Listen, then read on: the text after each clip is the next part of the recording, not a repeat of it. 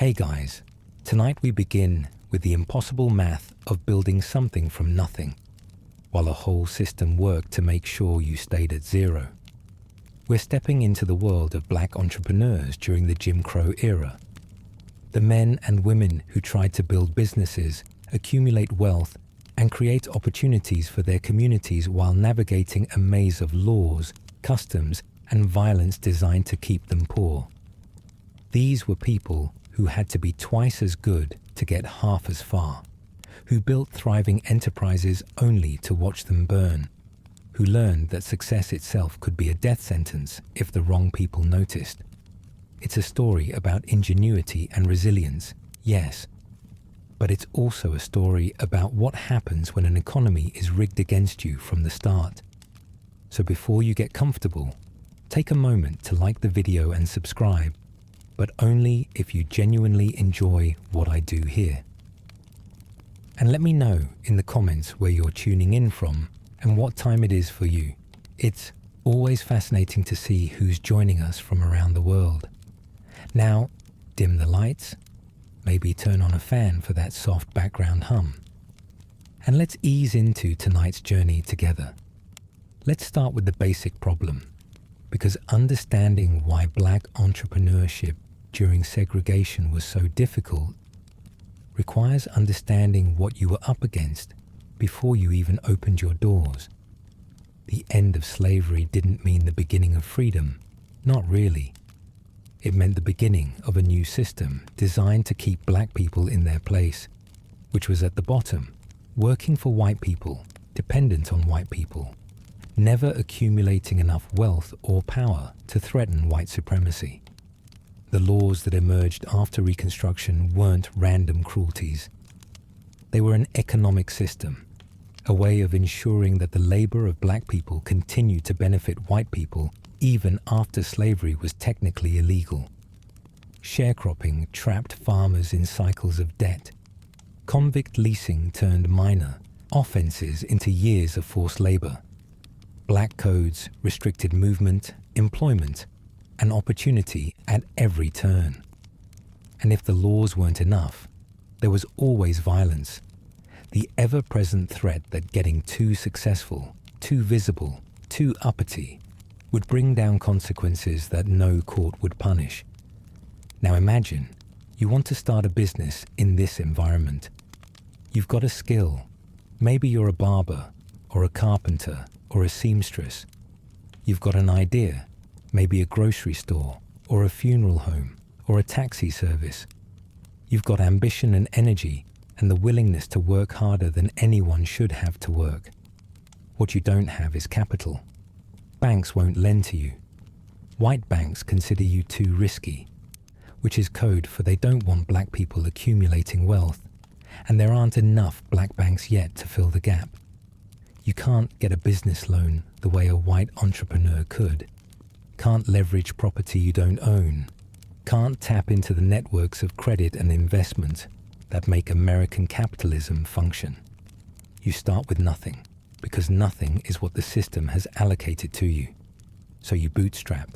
You save pennies from whatever wages you can earn, working for white employers who pay you less than they'd pay white workers for the same labor. You borrow from family members who are almost as poor as you are, pooling resources that are already stretched thin. You join mutual aid societies, those remarkable institutions where black people contributed small amounts regularly so that members could access funds for emergencies or opportunities. You find a way, because finding a way is what black survival has always required. But the way is harder and longer and more precarious than anything a white entrepreneur would face. A white man with your skills and your idea could walk into a bank and walk out with a loan. You spend years saving what he could borrow in an afternoon. Let's say you manage to accumulate enough to actually start something. Now you need a location, and location in the Jim Crow South isn't just about foot traffic and rent. It's about where black people are allowed to operate, which is to say, where white people will tolerate your presence. You can't open a shop on the main commercial street. Not in most southern towns. That space is reserved for white businesses. You're pushed to the margins, to the black part of town, where the roads aren't paved and the city services don't reach, where your potential customers are as poor as you are, and the infrastructure is crumbling. The rent might be cheaper, sure, but so is everything else. The foot traffic, the visibility, the perceived legitimacy. You're starting a business in a neighborhood that white-controlled city governments have deliberately neglected, competing for customers who have limited money because the same system that constrains you constrains them. The lease itself is a minefield. If you're renting from a white landlord, and you probably are because white people own most of the property even in black neighborhoods, you're at their mercy. They can raise your rent arbitrarily, can refuse to make repairs, can evict you for any reason or no reason. There's no appeal, no recourse. The courts won't help you. The law isn't designed to protect black tenants from white landlords. It's designed to protect white property rights, full stop. If you manage to find a black landlord, things might be better. But black property ownership is itself constrained by the same system, so the options are limited. You sign whatever lease you can get, knowing that your business exists at the pleasure of people who might decide tomorrow that they don't want a black business there anymore. Now you need inventory or equipment or supplies, and here the discrimination continues in subtler forms. Wholesalers might refuse to sell to you at all, or might charge you higher prices than they charge white merchants. They know you have fewer options. No, you can't take your business elsewhere because elsewhere will treat you the same way or worse. The commercial relationships that white businesses take for granted, the credit terms and bulk discounts and reliable delivery schedules, are often denied to black entrepreneurs. You pay more for less, delivered late, and you can't complain, because complaining might mean getting cut off entirely. You learn to work with whatever you can get, to build relationships with the few suppliers who will treat you fairly, to make do with inventory that isn't quite what you wanted because it's what was available. And then there's the matter of customers. The segregated economy creates a captive market, in theory. Black people can't shop at white establishments, or can't shop there comfortably, subjected to humiliation and hostility when they try. So they need black businesses to serve their needs, and this creates opportunity. Funeral homes, because white funeral directors won't touch black bodies. Barbershops and beauty, parlors, because white stylists won't serve black clients. Insurance companies, because white insurers won't write policies on black lives or charge premiums that make coverage impossible. In these protected niches, black entrepreneurs can thrive, serving a community that has nowhere else to go. But the captive market is also a constrained market. Your customers are poor, kept poor by the same system that constrains you. Their wages depressed, their opportunities limited, their ability to accumulate wealth systematically undermined. They need your services, but they can't always pay, and you extend credit because they're your neighbors, your church members, your people. Because turning them away feels like betrayal, even when your own bills are due. The white grocer doesn't extend credit to his customers, or extends it on harsh terms that extract maximum profit. You can't do that. Not to people you'll see at church on Sunday, not to people whose struggles mirror your own. So you carry debt you can't afford, and your margins shrink, and the business that looked viable on paper becomes precarious in practice.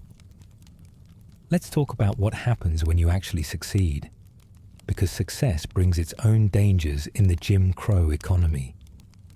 The whole system is predicated on black inferiority, on the assumption that black people can't compete, can't build, can't achieve anything without white supervision.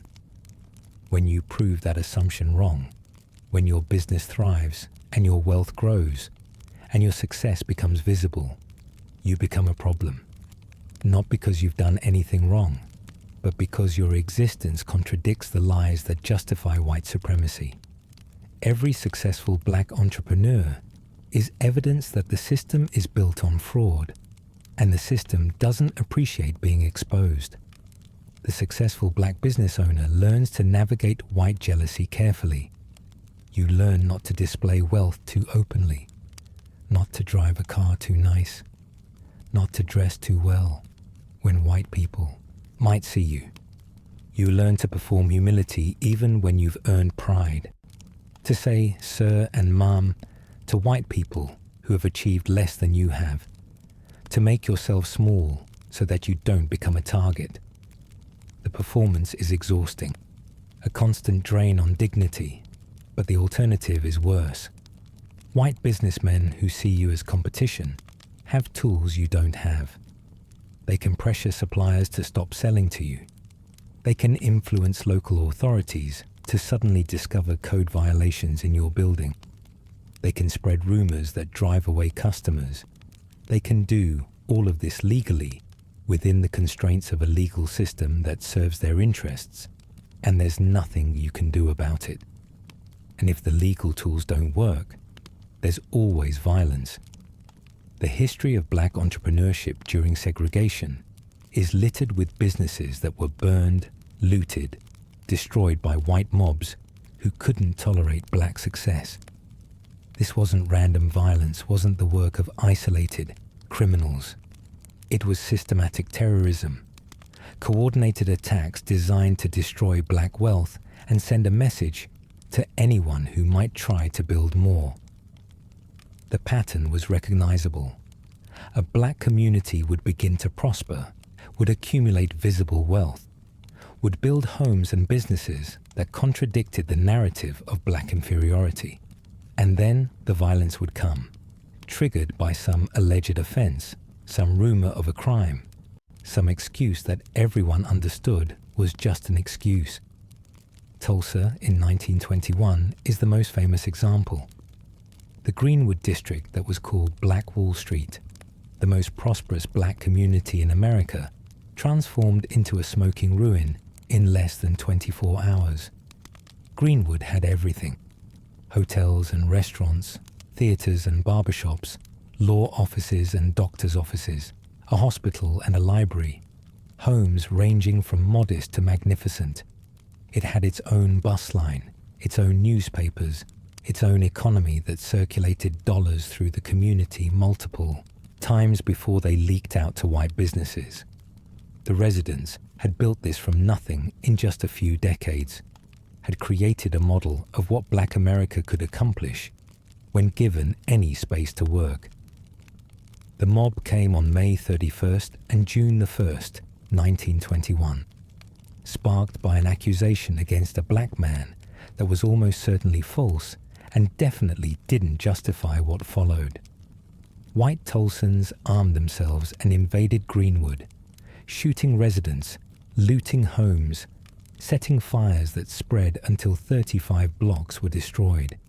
They had airplanes, the first aerial assault on American soil, dropping firebombs and shooting at fleeing residents from above.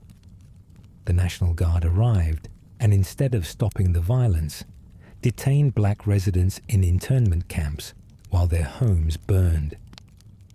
When it was over, somewhere between 100 and 300 people were dead.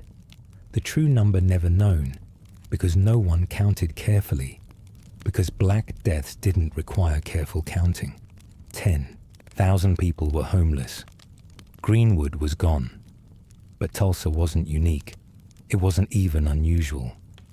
It was the most dramatic example of a pattern that repeated across the country throughout the Jim Crow era. Wilmington, North Carolina, in 1898, saw a white mob overthrow the legally elected city government, killing black residents and driving successful black businessmen out of town permanently. The coup destroyed a thriving black middle class and installed white supremacist rule that lasted for decades. Atlanta in 1906 exploded after newspapers ran inflammatory stories about alleged black crimes. Mobs rampaging through black neighborhoods, killing dozens, destroying businesses, sending a message about the limits of black aspiration. Springfield, Illinois in 1908, the hometown of Abraham Lincoln, saw white mobs lynch black men and drive black families from the city. The violence so shocking that it inspired the founding of the NAACP. Rosewood, Florida in 1923 was a small town that simply ceased to exist after white mobs from neighboring communities attacked, killing residents and burning every structure until nothing remained. The survivors scattered, never returned, never rebuilt. East St. Louis in 1917 saw white workers, resentful of black migration from the South, attack black neighborhoods in violence that killed hundreds and left thousands homeless. The Red Summer of 1919 brought violence to cities across the country, Chicago and Washington and Elaine, and dozens of other places where black success or black presence or simply black existence provoked white rage. The message was always the same. You can work, you can save, you can build, but we can take it all away whenever we want, and there's nothing you can do to stop us. The psychological weight of this threat is impossible to fully convey. Imagine building a business knowing that success might bring destruction. Imagine saving for years to open a store, pouring your life into making it work, watching it grow, beginning to believe that maybe you'd beaten the odds, and then lying awake at night wondering if tonight is the night the mob comes, if tomorrow you'll wake up to find everything you've built reduced to ashes. The uncertainty was its own form of violence, a constant pressure that never fully lifted. Some black entrepreneurs kept bags packed, ready to flee at the first sign of trouble, their lives always provisional, their security always temporary. Some kept weapons, prepared to defend what they'd built, even knowing they'd be outgunned, even knowing that fighting back would bring even more severe retaliation. Some simply accepted that everything they worked for could vanish in a night, that impermanence was the price of existence, that building anything at all was an act of faith in a world that gave them no reason for faith. The insurance companies wouldn't cover riot damage or wouldn't pay claims when riots occurred, finding technicalities and exclusions that left policyholders with nothing. The government wouldn't compensate victims, wouldn't prosecute perpetrators, wouldn't even acknowledge that crimes had been committed. When Greenwood residents tried to rebuild, the city of Tulsa changed zoning laws to prevent reconstruction, tried to seize the land for a railroad station, put every possible obstacle in the path of recovery. The survivors rebuilt anyway, slowly and painfully, but they never regained what they'd had. You can't restore decades of accumulated wealth overnight.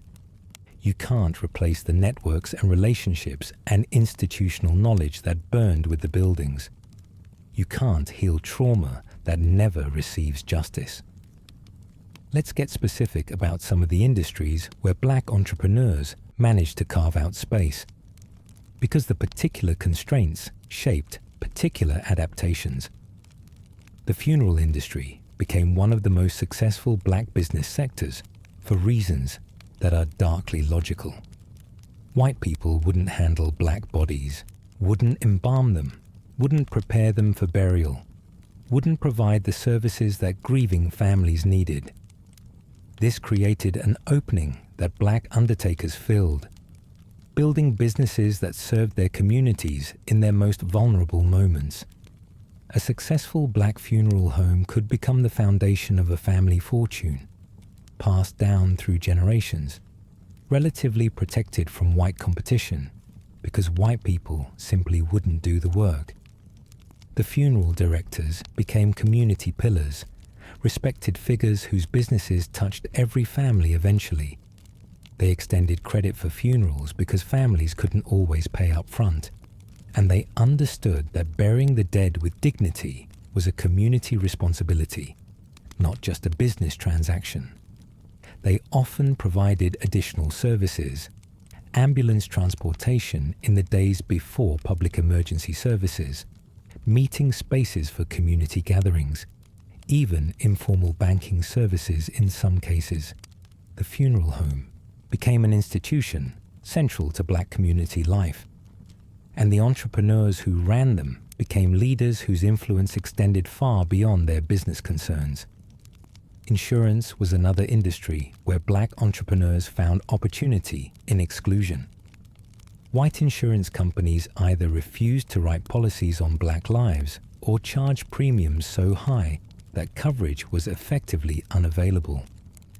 The assumption was that Black lives were worth less, that Black people died younger, that insuring them was too risky. Black-owned insurance companies emerged to fill this gap, starting with mutual aid societies that formalized into proper insurers over time. Companies like North Carolina Mutual, founded in Durham in 1898, grew into significant enterprises, accumulating capital that could be reinvested in the Black community, employing hundreds of Black workers, demonstrating that Black-owned businesses could compete on any terms. The insurance companies faced unique challenges. Their customer base was poorer and did die younger, not because of any inherent characteristic, but because of the conditions imposed by segregation, the poor healthcare, the dangerous work, the stress of constant discrimination. The actuarial tables had to account for racism's effects without blaming the victims. The companies had to balance community service against business sustainability, providing coverage to people who needed it, while maintaining the reserves necessary to pay claims. Some of them managed this balance brilliantly, becoming anchor institutions that funded Black hospitals, Black schools, Black housing developments, recycling the premiums collected from policyholders back into community development. Banking was perhaps the most constrained sector, but also one of the most important, because without access to capital, Black entrepreneurship could never grow beyond subsistence. Black-owned banks emerged in the late 19th and early 20th centuries, struggling against obstacles that would have killed lesser institutions. They couldn't access the Federal Reserve System on equal terms, couldn't borrow from the discount window when liquidity got tight, couldn't participate in the networks of correspondent banking that allowed white banks to manage risk and move money efficiently. They were isolated institutions serving isolated communities, vulnerable to local economic shocks that larger banks could absorb. The customers they served were poor, not by choice, but by systematic design, their wages depressed by discrimination, their assets limited by exclusion from home ownership and other wealth-building opportunities. Deposits were small, often just a few dollars at a time, the savings of people who couldn't afford to save much. Loan demands often exceeded what conservative banking practice would approve, because the community needed capital desperately and the bank was the only source. The Black banker faced an impossible balance. Be generous enough to serve the community's needs, be conservative enough to survive the inevitable crises, and do both with resources that white banks would consider laughably inadequate. Many Black banks failed, victims of the same economic forces that destroyed white banks during the Great Depression and other crises, but with none of the safety nets that helped white banks recover. The Freedmen's Savings Bank, established during Reconstruction to serve formerly enslaved people, collapsed in 1874 under the weight of bad investments and mismanagement by its white trustees, wiping out the savings of tens of thousands of Black depositors and creating a distrust of banks that lingered for generations. Later black banks were more carefully managed but still vulnerable. Their margins too thin, their reserves too limited, their customer base too constrained to absorb serious shocks. But some survived and even thrived, becoming sources of capital for black entrepreneurship that couldn't access white financial institutions. Maggie Walker's St. Luke Penny Savings Bank in Richmond, founded in 1903, became the first bank founded by a black woman and the first headed by a black woman in America. Walker was remarkable, a visionary who understood that economic development required financial infrastructure, that black businesses couldn't grow without black banks to fund them, that the whole ecosystem had to be built simultaneously. She started with the Independent Order of St. Luke, a mutual aid society that she transformed into an enterprise encompassing banking, insurance, and publishing. The bank she founded survived the Depression, survived every crisis that followed, and still exists today, the oldest continuously operating black-owned bank in the country. Mechanics Savings Bank in Richmond, Citizens Savings Bank in Nashville, Douglas National Bank in Chicago. The names alone tell a story of institution building against impossible odds. Each of these banks served as an anchor for black business districts, providing the credit that allowed other businesses to start and grow. They financed homes in an era when black families couldn't get mortgages from white banks. They financed educations in an era when black students couldn't access mainstream student loans. They financed dreams that white America didn't want to see realized, taking risks that white bankers wouldn't take, trusting in communities that the rest of the economy considered worthless. The beauty industry offered particular opportunities for black women who faced double discrimination as both black and female in the business world, but found in hair care and cosmetics a sector where that double identity became an advantage. White companies didn't make products for black women's hair, didn't understand black hair, didn't care about black beauty standards. This neglect created an opening that black women entrepreneurs filled with products designed by people who understood the customers because they were the customers. Madam C.J. Walker, born Sarah Breedlove in Louisiana in 1867, just 2 years after slavery ended, built a hair care empire that made her one of the wealthiest self-made women in America, black or white. Her story is almost too improbable to believe. Born to formerly enslaved parents who died when she was young, orphaned and working as a domestic servant from childhood, married at 14, widowed at 20, struggling through decades of poverty and hardship, before finally, in her 30s, developing the hair care products and business system that would make her fortune. She suffered from a scalp condition that caused hair loss, and her search for a treatment led her to develop her own formulas, products that actually worked, that filled a need that white manufacturers ignored. Walker didn't just create products. She created a business model that was revolutionary in its inclusiveness.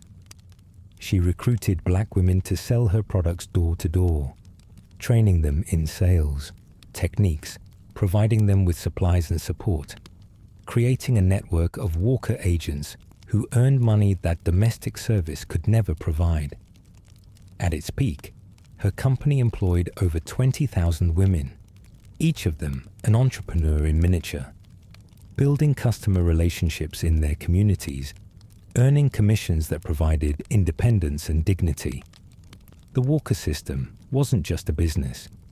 It was economic empowerment on a scale that few black enterprises had achieved, demonstrating that black female entrepreneurship could succeed massively. Walker became wealthy, visibly wealthy, in ways that contradicted every assumption about black women's place in America. She built a mansion in Harlem, hosted gatherings that brought together the leading figures of black America, became a philanthropist who whose donations supported schools and churches and civil rights organizations.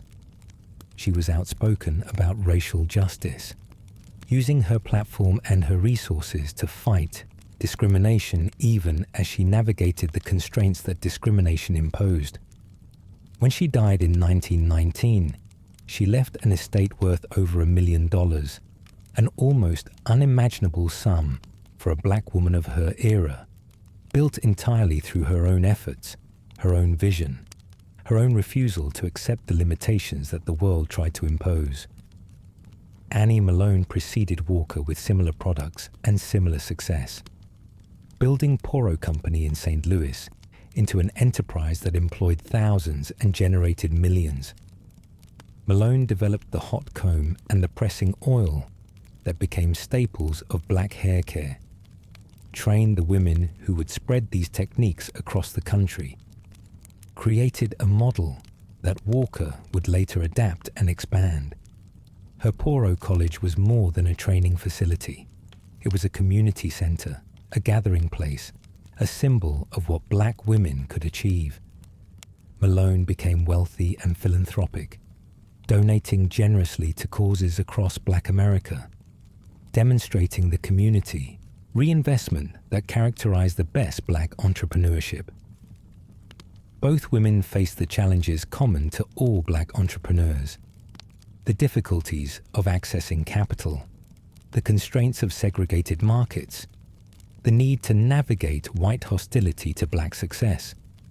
But they also found that the very exclusion that constrained them created opportunity, that serving needs that white businesses ignored could be the foundation of substantial wealth.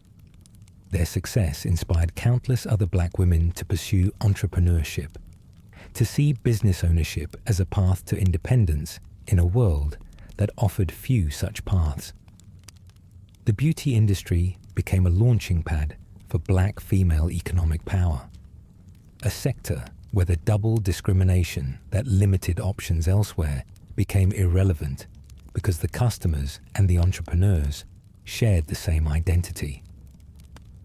The retail sector was more difficult, more exposed to white competition and white hostility. Black-owned grocery stores, dry goods stores, and general merchandise stores served black neighborhoods but faced constant pressure.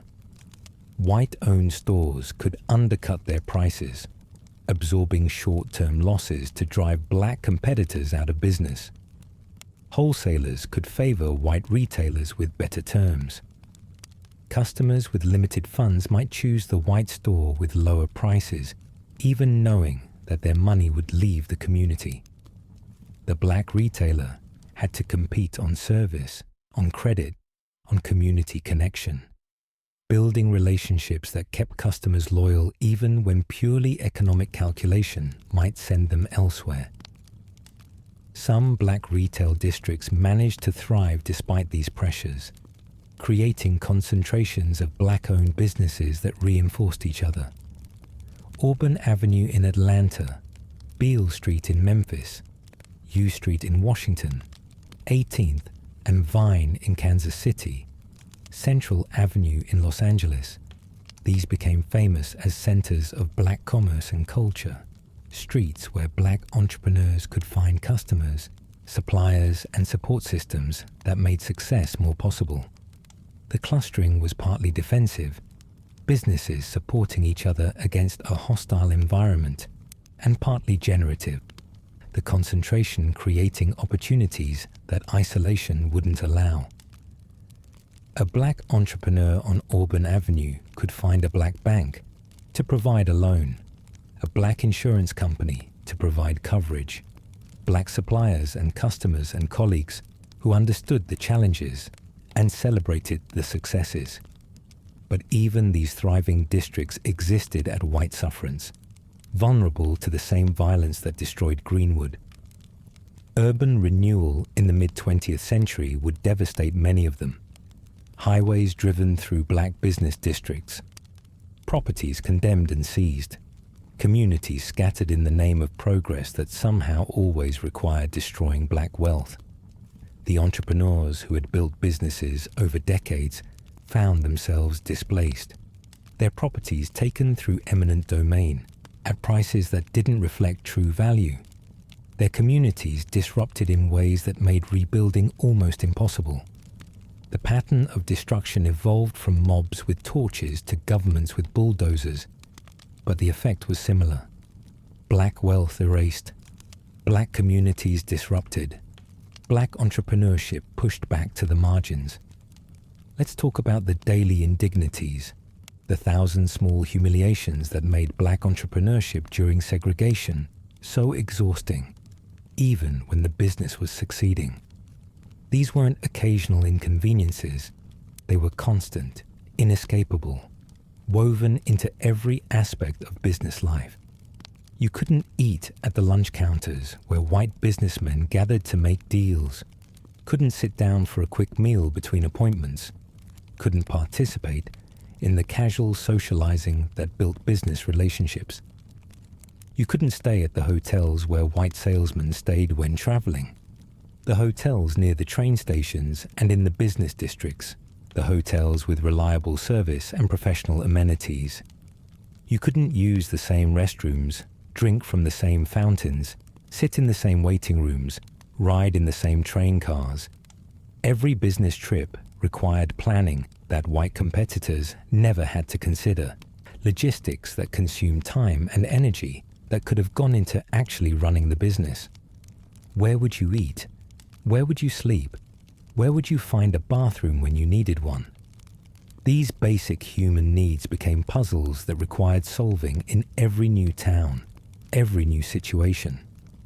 The Green Book existed because black travelers needed a guide to places that would serve them. A directory of hotels and restaurants and gas stations and beauty parlors that welcomed black customers. The book was essential, and it was also a monument to absurdity. The fact that such a guide needed to exist at all, an indictment of a system that forced people to plan their bathroom breaks weeks in advance. Some towns had no accommodations at all for black travelers. Sundown towns, they were called.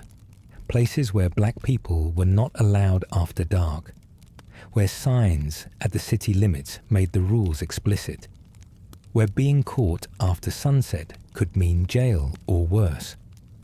If your business required traveling through such areas, you had to plan your route carefully, make sure you could pass through during daylight, have contingency plans if something delayed you.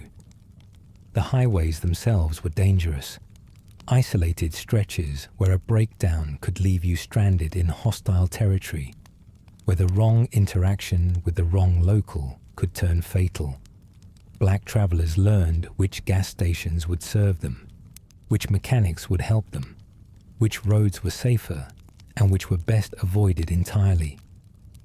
The professional associations and business groups that helped white entrepreneurs network and share knowledge were closed to you, their doors shut as firmly as any lunch counter. The Chamber of Commerce didn't want black members, didn't want to acknowledge that black businesses existed, didn't want to share the resources and relationships that chamber membership provided. The Rotary Club didn't want black members. The Kiwanis Club didn't want black members.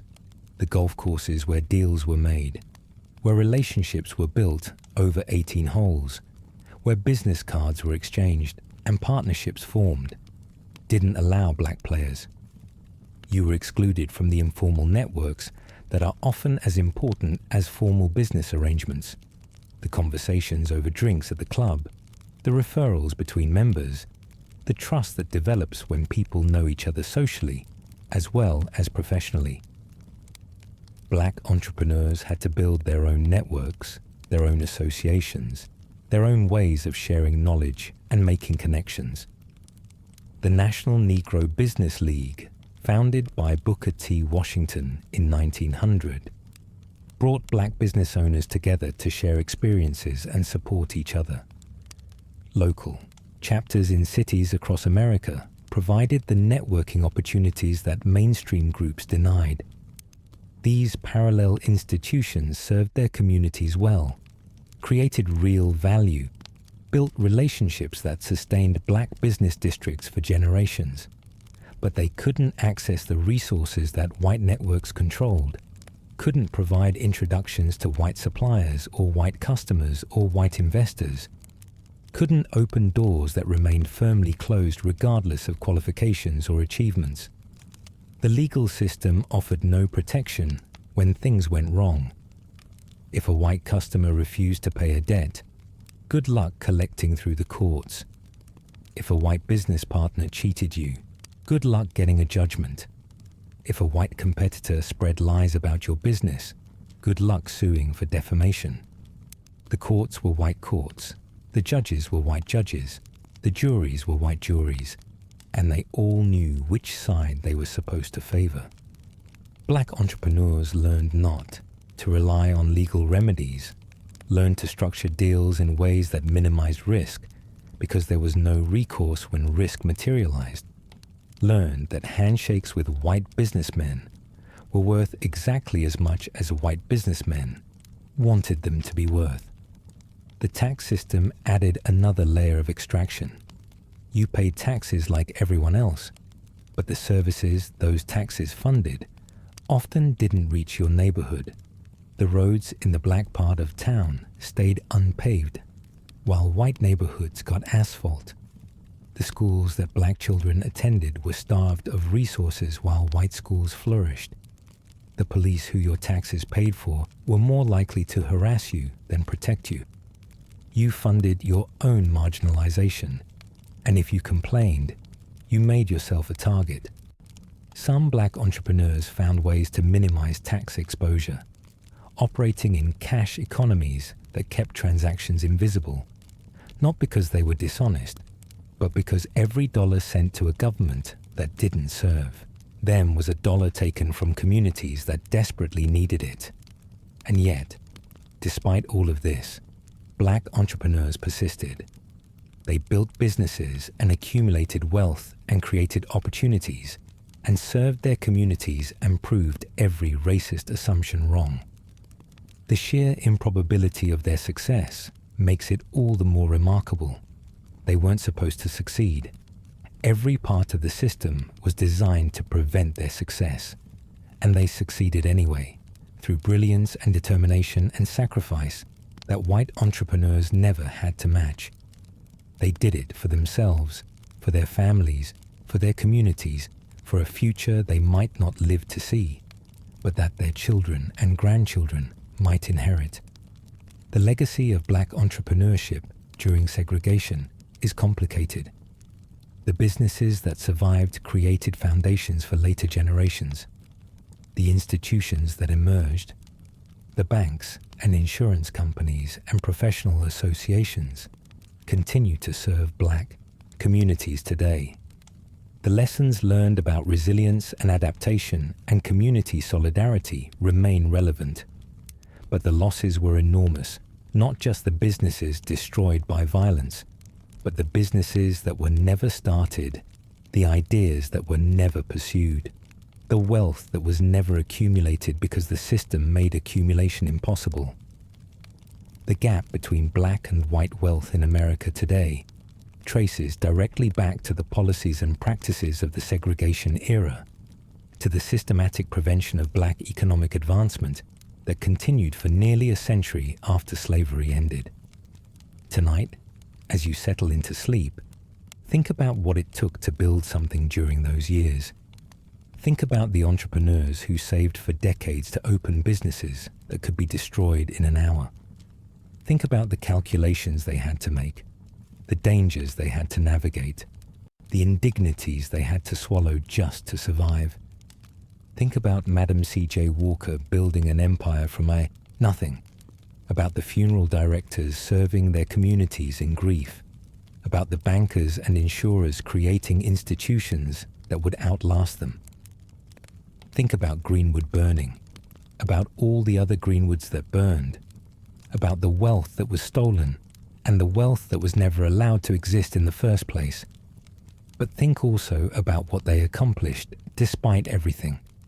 The businesses they built, the communities they served, the children they educated with profits that should have been larger but were enough. The legacy they left, Imperfect and incomplete, but real, tangible, still present in black-owned businesses today that carry forward traditions established by people who refuse to accept that the system's verdict on their potential was final. They proved something that the system spent enormous resources trying to disprove. That black people could build, could succeed, could create wealth and opportunity when given any chance at all. That proof mattered then, and it matters now, and it will keep mattering as long as the fight for economic justice continues. Let their stubborn persistence carry you into peaceful sleep. Congratulations. You've just been handed your freedom. The year is somewhere in the 1870s, and the chains are officially off. The Emancipation Proclamation has been signed. The war is over. The Confederacy is dust. You're no longer property. You're a citizen now, at least on paper. The good news is you can't be bought and sold anymore. The bad news is you have nothing. No land, no money, no tools, no mule, no education, because teaching you to read was illegal for your entire life up until about 5 minutes ago. And you're standing in the same place you've always been, looking at the same fields you've always worked, and the man who used to own you is offering you a deal.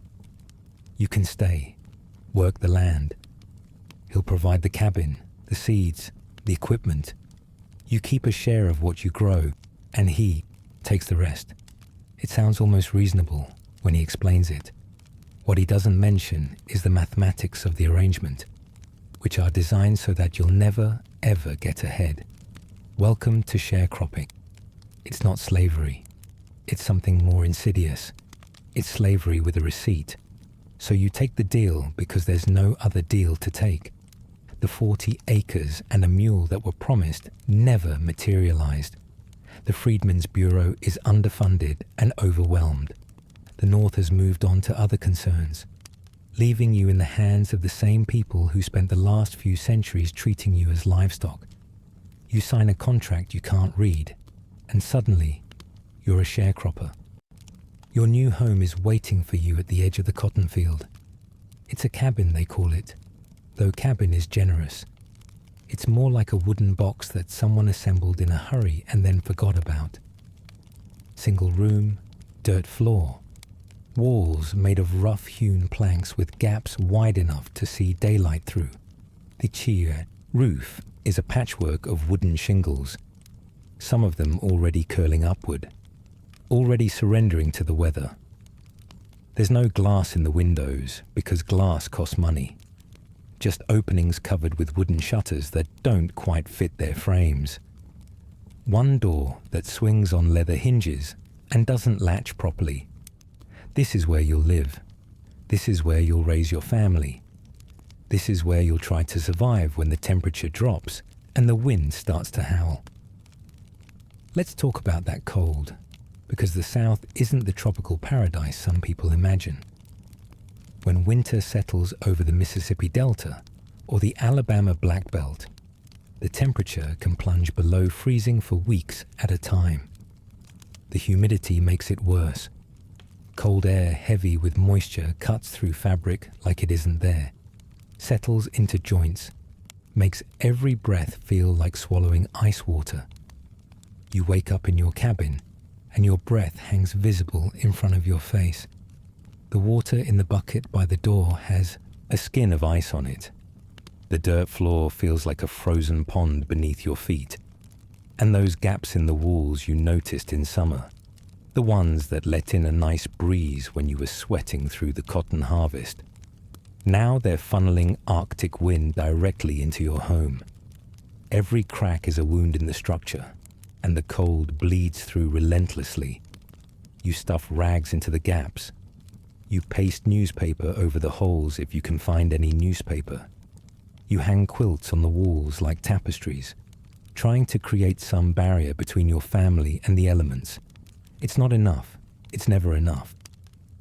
Here's where the ingenuity starts, because black sharecroppers weren't passive victims waiting to freeze. They were problem solvers operating with almost no resources. and they developed techniques for surviving winter that got passed down through generations. The first rule was simple: seal everything you can. Those cracks in the walls weren't just uncomfortable, they were potentially lethal. So families mixed mud with straw and whatever else was available, creating a crude plaster they could smear over the worst gaps. It looked terrible. It crumbled and had to be reapplied constantly. But it blocked the wind, at least partially, at least for a while. The gaps around windows and doors got special attention. Rags, old clothing, strips of burlap, anything that could be wedged into a crack became insulation. Some families collected Spanish moss from the trees and stuffed it into wall cavities, creating a layer of natural padding between themselves and the outside air. The smell was musty and strange, but warmth was more important than aesthetics. The fireplace was the heart of everything. If your cabin had one, and most did, because even landlords understood you couldn't work their fields if you froze to death, then that fireplace became the center of your entire existence from November through February. The fire had to stay lit. Letting it die meant starting from scratch with numb fingers and damp kindling, assuming you had kindling at all. And starting a fire without matches, which cost money, meant using flint and steel, or rubbing sticks together, or borrowing a coal from a neighbor's hearth, if you were lucky enough to have neighbors close by. Banking the coals at night became a sacred ritual. You'd pile ashes over the glowing embers just before sleep, insulating them, keeping them alive through the dark hours. The technique required precision. Too much ash and you'd smother the coals completely. Too little and they'd burn out before dawn.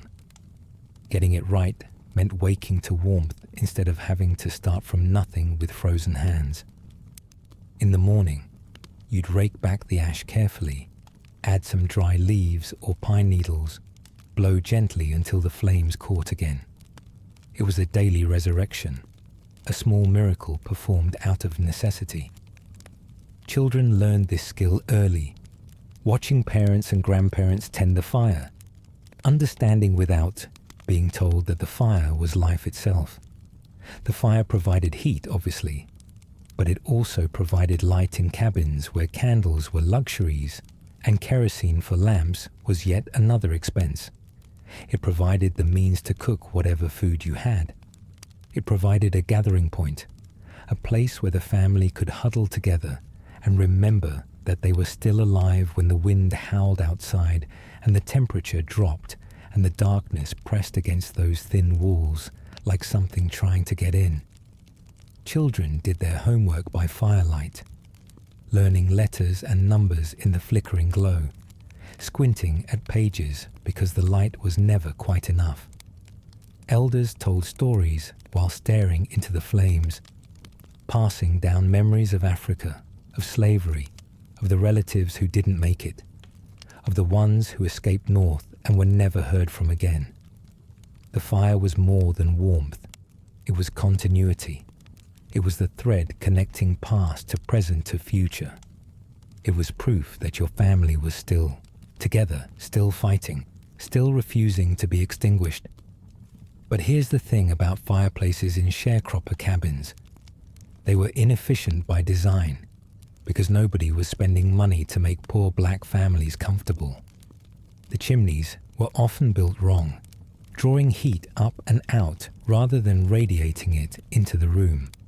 The hearths were too small for the spaces they were meant to heat, and the wood, well, the wood was whatever you could scrounge. The landlord might let you collect deadfall from his property, or he might not. Some landowners charged sharecroppers for firewood, adding it to the eternal debt that kept families trapped. Others simply didn't care if their workers froze, figuring there were always more desperate people to replace the ones who died. So you walked the edges of fields and forests, gathering branches, dragging fallen limbs back to your cabin. hoping you had enough to get through the night. Green wood that hissed and smoked because it hadn't dried properly. Rotten wood that burned too fast and gave off little heat. Pine that crackled pleasantly but disappeared in hours. You took what you could get and you made it work. Now let's talk about the beds, because sleep was both an escape and a challenge. Most sharecropper families didn't have proper beds in any sense a modern person would recognize. What they had were pallets, simple mattresses stuffed with corn husks or cotton scraps or Spanish moss, laid directly on the dirt floor or raised slightly on wooden frames if someone had the skills and materials to build them. The stuffing compacted over time, getting thinner and harder, until you were essentially sleeping on a fabric-covered board that offered no cushion and precious little insulation. The corn husks crackled when you moved, announcing every shift of position to everyone else in the cabin, making restless nights a communal experience, whether anyone wanted that or not. The cold rose up from the earth like a living thing, with intentions, seeping through whatever barrier you'd constructed between yourself and the ground, finding its way into your hip bones and your spine, and settling there like it planned to stay forever. Smart families learned to layer. Quilts beneath you as well as above. Old newspapers under the pallet as insulation. Anything to create separation from that frozen dirt floor. The quilts themselves were works of art born from necessity. Women stitched them from whatever fabric scraps they could accumulate.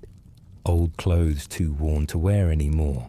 Flour sacks, bits of cotton left over from the harvest. The patterns weren't just decorative. They were efficient, designed to maximize warmth by trapping air in multiple layers. A good quilt could mean the difference between shivering through the night and actually resting. Some families had quilts that had been passed down for generations, the stitching repaired and reinforced by each successive owner, the fabric soft from decades of use. Sleeping arrangements in winter followed a strict logic of body heat. The children slept in the middle, surrounded by adults. The elderly and the sick got positions closest to whatever warmth existed. Babies slept pressed against their mothers, skin to skin under the blankets. It wasn't about privacy or comfort. It was about pooling resources, using human bodies as heat generators, creating a collective warmth that no individual could produce alone. On the coldest nights, even the family dog might be invited onto the bed, its body adding precious degrees to the human pile. Personal space was a luxury for people who had enough blankets to sleep alone. Sharecroppers had each other, and that had to be enough. Let's talk about clothing now, because what you wore determined whether you lived or died. Most sharecropper families had what could generously be called a limited wardrobe. You might have one set of clothes for working, and one set for church, if you were fortunate. The working clothes were patched and repatched until the patches had patches, the fabric thin from washing, the seams held together by prayer and thread that was itself too precious to waste. When winter came, you layered everything you owned on top of everything else you owned and hoped for the best. Men wore overalls over long underwear over whatever shirts they could scrounge. The cotton fabric never quite thick enough to stop the wind. The buttons often missing and replaced with safety pins or bits of wire. Women wore multiple skirts and dresses simultaneously, each layer adding a thin barrier against the cold, the hems dragging in mud and freezing stiff by the end of the day. Aprons doubled as shawls, shawls doubled as head coverings. Everything served multiple purposes because nothing could afford to serve just one. Children wore hand-me-downs that had been handed down so many times. The original wearer was a family legend, a name invoked with something like reverence. This was your great-uncle's shirt. Your grandmother wore this dress when she was your age. The clothes carried history along with patches, connecting children to ancestors they'd never met, making them understand they were part of something larger than themselves. The garments were often the wrong size, too big or too small, adjusted with pins and creative tailoring that never quite worked. Children grew out of clothes faster than clothes could be obtained, so they wore what was available and learned not to complain. Some winters there simply wasn't enough to go around. Siblings shared coats, taking turns going outside, one staying by the fire while the other did chores in the cold. Shoes were particularly precious and particularly inadequate. Many sharecropper children went barefoot until the cold made it genuinely dangerous, their feet tough from a summer of running through fields and over dirt roads. But no amount of toughness could protect against frozen ground and frost. The shoes they finally received were often too small or too large, purchased second-hand from someone who had finished with them, or handed down from older siblings whose feet had stretched the leather in ways that didn't match the new wearer. The shoes were stuffed with rags or newspaper to make them fit, to add a layer of insulation between feet and frozen ground. Cardboard inserted into worn-out soles, replaced every few days as it disintegrated from moisture. Socks were darned and redarned until they were more repair than original material. The heels and toes reinforced so many times they formed thick lumps that rubbed blisters. And still, frostbite happened. Still, children developed chilblains, those painful swellings that came from repeated exposure to cold, their feet aching and itching as they warmed by the fire each evening. Still, families huddled together and waited for spring, counting the days, pretending the cold didn't hurt as much as it did. The ingenuity extended to materials that would seem bizarre to modern eyes. Newspaper appeared everywhere in sharecropper winter survival. Sheets of it were layered under clothing for insulation, pressed against skin beneath shirts. It lined the insides of shoes, replacing proper insoles. It covered walls, blocking drafts. It stuffed cracks around windows and doors. Newspaper was free or nearly free, available from anyone who had already read it, and it worked remarkably well as an insulator because of the trapped air between layers. The ink sometimes transferred to skin, leaving people with newsprint tattoos that lasted until their next bath, which might not be for weeks given how cold the water was. But ink on skin was nothing compared to warmth in the body, so nobody complained. Feed sacks became clothing, flour sacks became quilts. Burlap became everything from wall insulation to shoe padding. Nothing was wasted because nothing could be afforded to be wasted. Food in winter presented its own set of challenges. The growing season was over. Whatever you'd managed to put up during the harvest would have to last until spring, and the harvest hadn't been good, because the harvest was never good when you were giving most of it to someone else. Sharecroppers survived the cold months on a diet that was monotonous, inadequate, and sometimes barely sufficient to sustain life. The 3 M's, they called it: meat, meal, and molasses. That was the foundation of winter eating, repeated day after day, until you couldn't stand the sight of any of it, but ate anyway, because the alternative was not eating at all. Salt pork was the centerpiece of many meals, fatty and preserved to the point of toughness, providing calories if not nutrition. It came in barrels from the landlord's commissary, bought on credit that would come due at settlement time, added to the endless debt that kept families trapped generation after generation. The pork was often rancid by late winter, the fat yellowed and sharp smelling, but you cooked it anyway, because fat was fuel, and your body needed fuel to generate heat. Cornmeal appeared in every possible form, as bread, as mush, as fried cakes, as thickener for whatever watery soup was available, as the base for meals that had no business being called meals, but kept bodies moving anyway.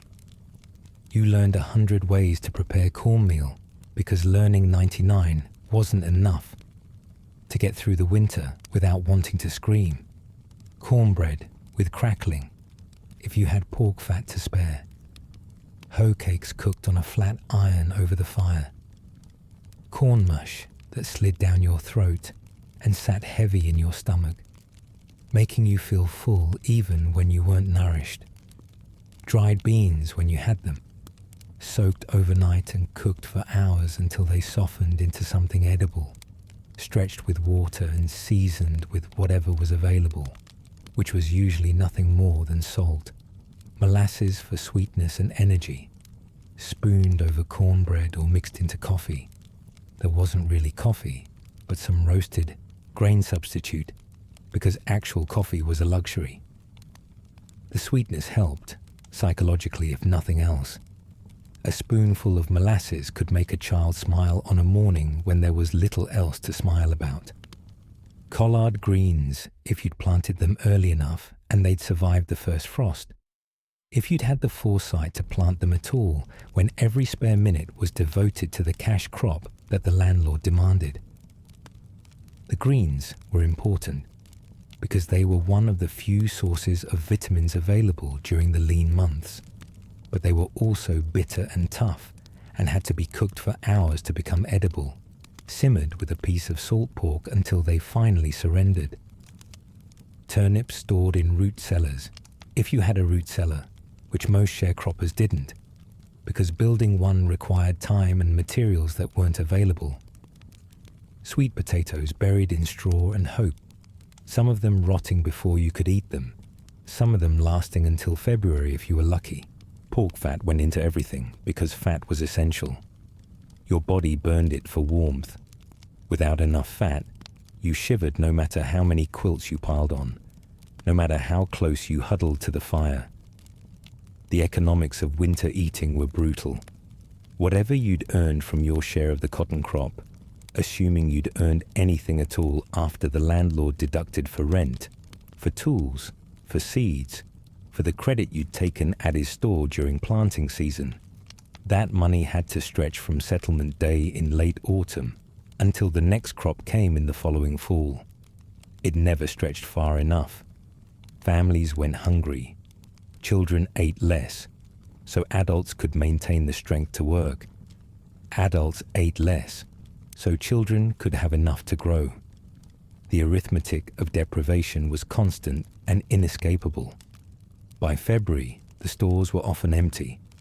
By March, people were foraging, looking for anything edible in the still frozen landscape. Hunting helped when it was allowed, which it often wasn't. Fishing helped when the water wasn't frozen. But mostly, people just endured, their bodies consuming themselves to stay warm, counting the days until the earth softened and something could grow again. Here's where the community came in, because individual families couldn't survive alone, and everyone knew it. The sharecropper quarters, those clusters of cabins on the edges of plantations, developed their own social structures, their own systems of mutual aid that existed outside and often in defiance of the official economy that kept them trapped. When one family ran out of food, another family shared what they had, even when what they had wasn't enough for their own table. When one cabin's roof collapsed under the weight of ice or gave way to wind damage, neighbors helped repair it, contributing labor and materials they could barely spare because they knew their own roof might be next. When someone got sick, others took over their work so they could rest without losing their position, without giving the landlord an excuse to replace them with someone hungrier and more desperate. This wasn't charity in the modern sense, wasn't something done from surplus for those in deficit. It was survival strategy. the understanding that your neighbor's downfall could easily be your own, that the whole community stood or fell together. The community also gathered for warmth, literally pooling body heat when individual resources ran low. On the coldest nights, multiple families might crowd into one cabin, combining their firewood, their body heat, their quilts. The cabin would be packed to the point of discomfort. Bodies everywhere, children sleeping in laps and corners, adults sitting up through the night because there wasn't enough floor space to lie down. The air would grow thick with breath and the smell of unwashed bodies, but everyone would be warmer than they would have been alone in their own freezing cabins. These gatherings often turned into impromptu social events, people making the best of necessity, telling stories and singing songs to pass the time, the children falling asleep to the sound of adult voices, sharing memories and making plans for spring. The warmth was as much emotional as physical. The comfort of community in circumstances designed to isolate and break.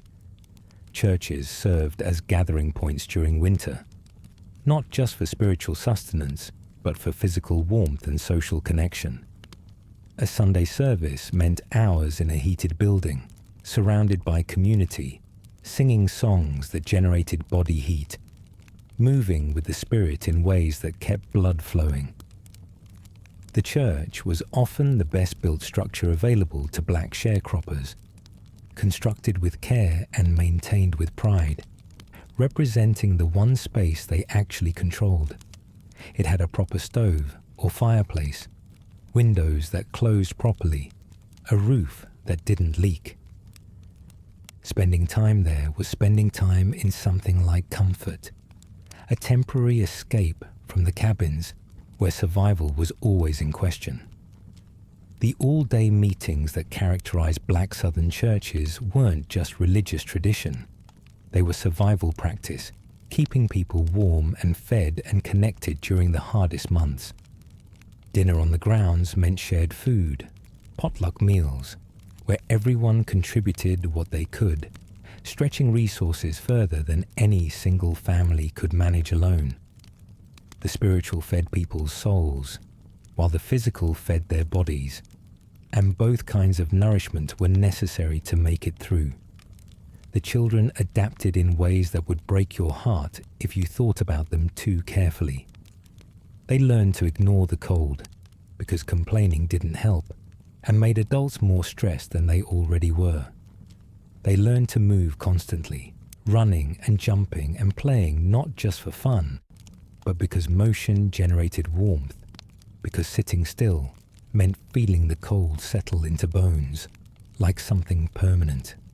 They learned to share sleeping, space without complaint, to wear 2 big shoes stuffed with newspaper without embarrassment, to eat whatever was put in front of them and be grateful, even when grateful was the last thing they felt. They learned that winter was something to be endured, not enjoyed, a season of scarcity that would eventually pass if you just held on long enough. Their games reflected their reality, pretend versions of the work they'd soon be doing for real, practice for the lives that stretched ahead of them like the field stretched toward every horizon. Some of them got sick anyway. The cold, combined with malnutrition, combined with inadequate medical care, meant that every winter carried off some of the weakest. Pneumonia was common and often fatal. It started with a cough, a fever, a child who couldn't get warm no matter how many quilts were piled on.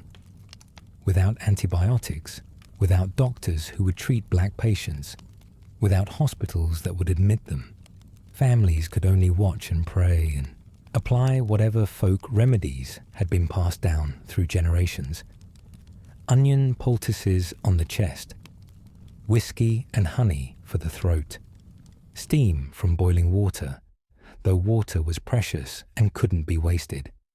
Sometimes the remedies worked, often they didn't. Influenza swept through the quarters with depressing regularity, moving from cabin to cabin because isolation was impossible when survival required closeness. Children who survived into adulthood carried memories of siblings who didn't, of funerals held in frozen ground, of tiny coffins built from scrap wood, of grief layered onto hardship, layered onto exhaustion. Every winter was a gauntlet, and not everyone made it through. Let's talk about what the landlords were doing while their workers froze. Some of them were in their plantation houses, warm and well-fed, barely aware of conditions in the quarters beyond a general sense that labor was available when needed. The big house had fireplaces in every room, proper windows with actual glass, cellars stocked with preserved food, wardrobes full of wool coats and leather boots. The distance between landlord and sharecropper could be measured in miles of dirt road, but it might as well have been measured in centuries. The two groups lived in the same geographic space, but entirely different worlds. Some landlords provided minimal assistance to their workers during winter, understanding that a dead sharecropper couldn't work the spring planting. They might distribute some firewood, some corn, some salt pork, just enough to keep bodies alive until they were needed again. This wasn't generosity. It was farm management, the same logic that kept mules fed and equipment maintained. Other landlords did nothing at all, figuring that if this year's sharecroppers died, next year's would arrive desperate enough to accept the same terms. The callousness was sometimes deliberate, sometimes simply the result of never thinking about workers as fully human. Either way, the result was suffering that could have been prevented by slightly more equitable arrangements. The psychological weight of winter was as heavy as the physical burden. For people who had recently been enslaved, who remembered or had heard stories of the Middle Passage and the auction block and the whip, who had been told that freedom would mean a new life, and then discovered that freedom looked remarkably like the old one, winter represented another broken promise. They had survived so much already.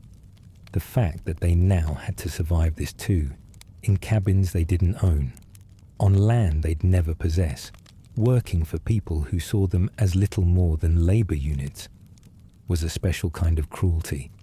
The cold wasn't neutral. It was inflicted.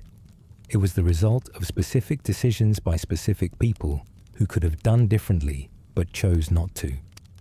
Some sharecroppers channeled this understanding into determination. If they were meant to freeze, they would refuse. If they were meant to die, they would live out of spite. The same resilience that had carried their ancestors through the horrors of slavery would carry them through this. They would bank their fires and patch their walls and share their quilts and sing their songs and emerge on the other side of winter still standing. Religion played a central role in this endurance. The black church wasn't just a place to worship. It was a source of hope in circumstances that offered little reason for hope. Preachers spoke of deliverance, of trials that would end, of a promised land that might not exist in this life but certainly waited in the next. The songs that filled those churches carried the same double meanings they'd carried in slavery times. Soon I will be done with the troubles of the world wasn't just about heaven. It was about getting through to spring, getting through another year, getting through to some imagined future where things might finally be different. The faith wasn't passive. It was active resistance against despair, a declaration that circumstances didn't have the final word. When an elderly woman sat by a dying fire and said that the Lord would provide, she wasn't being naive. She was refusing to surrender to the obvious conclusion that nobody was providing anything. That refusal kept people alive, and slowly, incredibly, spring would come. The days would lengthen almost imperceptibly at first, a few extra minutes of light that you might not even notice until suddenly you realized you could see your work clearly, when before you'd been straining in dimness. The ice on the water bucket would thin and then disappear. The frozen ground would soften enough for ploughing, first just the top layer, then deeper as the sun grew stronger. The children would stop coughing, their bodies finally able to heal now that they weren't spending all their energy just staying warm. The buds would appear on trees. The early wildflowers would push through last year's dead leaves, and something like hope would stir in chests that had been tight with coal for months. The cycle would begin again, planting and tending and harvesting and settling up with the landlord and coming up short and starting over. But at least it wouldn't be cold. At least for a few months, the enemy would be heat exhaustion, rather than hypothermia, the blazing sun instead of the cutting wind. Spring brought its own challenges, of course. The work intensified as planting season demanded every available hour of every available hand. The debts accumulated during winter had to be addressed.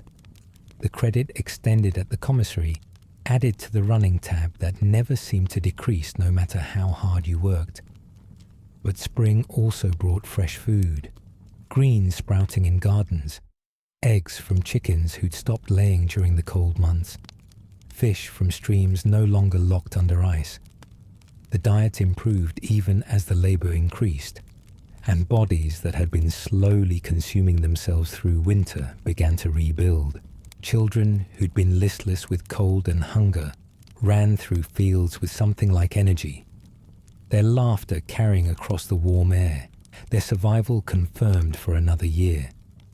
Survival meant making it through one season to face the next one, and the next one after that, until something changed, or you died trying to change it. For many sharecroppers, the change never came. They spent their entire lives in the same cabins, on the same land, working for the same families who'd owned their parents, the promise of freedom hollowed out by economics that made escape nearly impossible. The debt you owed at settlement time meant you couldn't leave until it was paid. The debt was designed never to be paid. You worked the land because you had no choice, and your children worked it after you, and their children after them. The same fields passing from generation to generation, with nothing to show for all that labor but worn-out bodies and early graves. But many sharecroppers eventually left. The Great Migration that pulled millions of black Southerners northward was driven partly by violence, by the lynchings, and the constant threat of white terrorism. It was driven partly by the boll weevil that destroyed cotton crops and made sharecropping even less viable than it had already been. And it was driven partly by winter, by the knowledge that in Chicago or Detroit or New York at least, the cold would be expected, planned for, with housing built to withstand it, and jobs that paid actual wages instead of shares of a crop you never owned. The migrants carried their survival skills with them, the knowledge of how to make do with nothing, how to stretch a dollar, how to find warmth in community when the world outside was frozen and hostile. They carried their faith and their music and their determination, and they built new lives in cities that didn't necessarily want them, but couldn't ultimately stop them. The cabins they left behind rotted and collapsed, returned to the earth, leaving barely a trace of the families who had fought so hard to survive within their thin walls. The fields grew over with weeds and then trees, nature reclaiming what had been worked by human hands for generations. By the mid-20th century, many of those plantation quarters had simply disappeared, as if the suffering that happened there had been erased along with the structures. But before they left, and for those who stayed, the winters continued to come. Year after year, generation after generation, black sharecroppers faced the cold with whatever they had, which was never enough, and somehow made it work anyway. They banked their fires and patched their walls. They quilted and layered and huddled.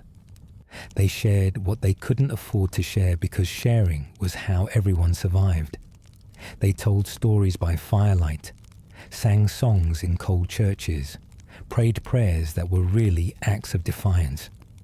They buried their dead in frozen ground and continued living because the alternative was unthinkable. The techniques they developed, the wisdom they accumulated, the sheer stubborn refusal to give in, all of it represented a kind of genius that rarely gets recognized. Not the genius of invention or discovery, but the genius of endurance. The ability to look at impossible circumstances and find a way through anyway. Tonight, as you settle into your warm bed in your heated home, spare a thought for those who came before. The families who slept 5 to a pallet under quilts made from scraps. The children who ran to keep warm because there wasn't enough firewood. The mothers who gave up their portions so their babies could eat. The fathers who walked miles through snow to gather deadfall branches. The grandparents who remembered slavery and faced this new bondage with the same grim determination they'd always needed. They didn't just survive the brutal southern winters. They survived them while being systematically denied the resources that would have made survival easier. They survived them while building communities and raising children and maintaining hope. They survived them while creating culture, music, traditions that would eventually reshape America. The cold tried to break them. It failed. It always failed. Because whatever else could be taken away, the will to continue could not be confiscated. The love that kept families together could not be frozen out. The faith that promised better days ahead could not be extinguished no matter how low the fire burned. So rest now. Let your breathing slow and your body relax into warmth that required no struggle to obtain. Think of the quilts stitched by candlelight, each square a small act of hope. Think of the fires carefully banked, the coals protected through the night like precious cargo. Think of the songs rising from cold churches, voices creating warmth through sheer volume and conviction. Think of the children who became ancestors, who passed down not just survival techniques but survival itself, the unbroken chain of living that connects those frozen cabins to wherever you are right now. Their winters were brutal, their resources scarce, their circumstances designed for failure. And they made it through anyway. They always made it through. That's the story that doesn't get told enough. The heroism that doesn't make the history books. The genius that gets overlooked because it looks like mere survival rather than something more dramatic. But survival was the most dramatic thing of all. It was the victory that made every other victory possible. And tonight, let the memory of their endurance carry you into peaceful sleep, warm and safe and grateful for everything they overcame so that you could be here to remember them. Let's start with geography, because geography explains almost everything about how the Gulag culture came to exist and why it survived when so many other African traditions in America didn't.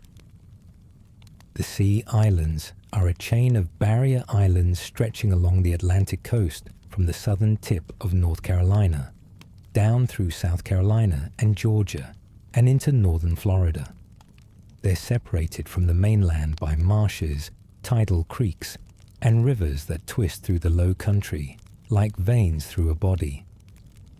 In the colonial era, these islands were among the most isolated places in British North America. No bridges connected them to the mainland. The only way to reach them was by boat, navigating waterways that shifted with the tides, that could strand an unfamiliar traveler in plough mud that would swallow them to the waist. The isolation was a curse for the enslaved people brought there, cutting them off from any hope of escape to freedom. But it was also, paradoxically, a gift. Because that same isolation meant that white oversight was limited, that plantation owners often lived on the mainland and visited only occasionally, that the cultural space in which enslaved people lived was less policed than anywhere else in the American South. The rice that grew in these coastal marshes is why any of this happened. Rice cultivation requires specific knowledge, specific skills, specific technology that Europeans didn't possess. But the people of the rice coast of West Africa, the region stretching from present-day Senegal down through Sierra Leone, Liberia, and into Côte d'Ivoire, they had been growing rice for centuries. They knew how to build the dikes and canals that controlled water flow through the paddies. They knew when to flood the fields and when to drain them. They knew how to process the harvested grain using mortars and pestles and winnowing baskets that were virtually identical to tools still used in West African villages today. So the planters of the Carolina Low Country didn't just want enslaved Africans. They wanted specific enslaved Africans, people from the rice-growing regions who could teach them how to cultivate this lucrative crop. The advertisements in Charleston newspapers were explicit. Wanted, Africans from the Windward Coast, experienced in rice cultivation. This wasn't random.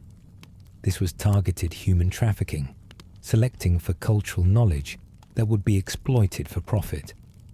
The result was a concentration of people from particular regions of Africa that was unusual in the Americas. Most enslaved populations in the New World were deliberately mixed, slaveholders believing that people who couldn't communicate with each other were less likely to rebel, less likely to maintain dangerous solidarities. But in the Low Country, economic incentives overrode these concerns. The plantations filled with people from similar cultural backgrounds, people who spoke related languages, who shared religious beliefs and social customs, who recognized each other as coming from the same broad region, even if they weren't from the exact same ethnic group. The Mende, the Temne, the Vai, the Kissi, the Kapele. These were the peoples who found themselves concentrated on the Sea Islands, bringing with them traditions that would blend and transform, but never completely disappear. Now imagine arriving on one of these islands in the 1700s. You've survived the Middle Passage, that nightmare journey across the Atlantic that killed so many of your fellow captives. You've been sold at auction in Charleston, inspected and purchased like livestock, your humanity denied by every aspect of the transaction. And now you're being transported by boat through winding waterways to an island that will be your prison for the rest of your life. The landscape is strange, but also familiar in unsettling ways. The heat, the humidity, the marshes and rivers, the palm trees swaying in the breeze, all of it echoes the coastal regions of West Africa you were stolen from. It's not home, but it rhymes with home in ways that both comfort and torment. The air smells of salt and mud and decay, the particular perfume of tidal marshland that anyone who has spent time in the Low Country would recognize.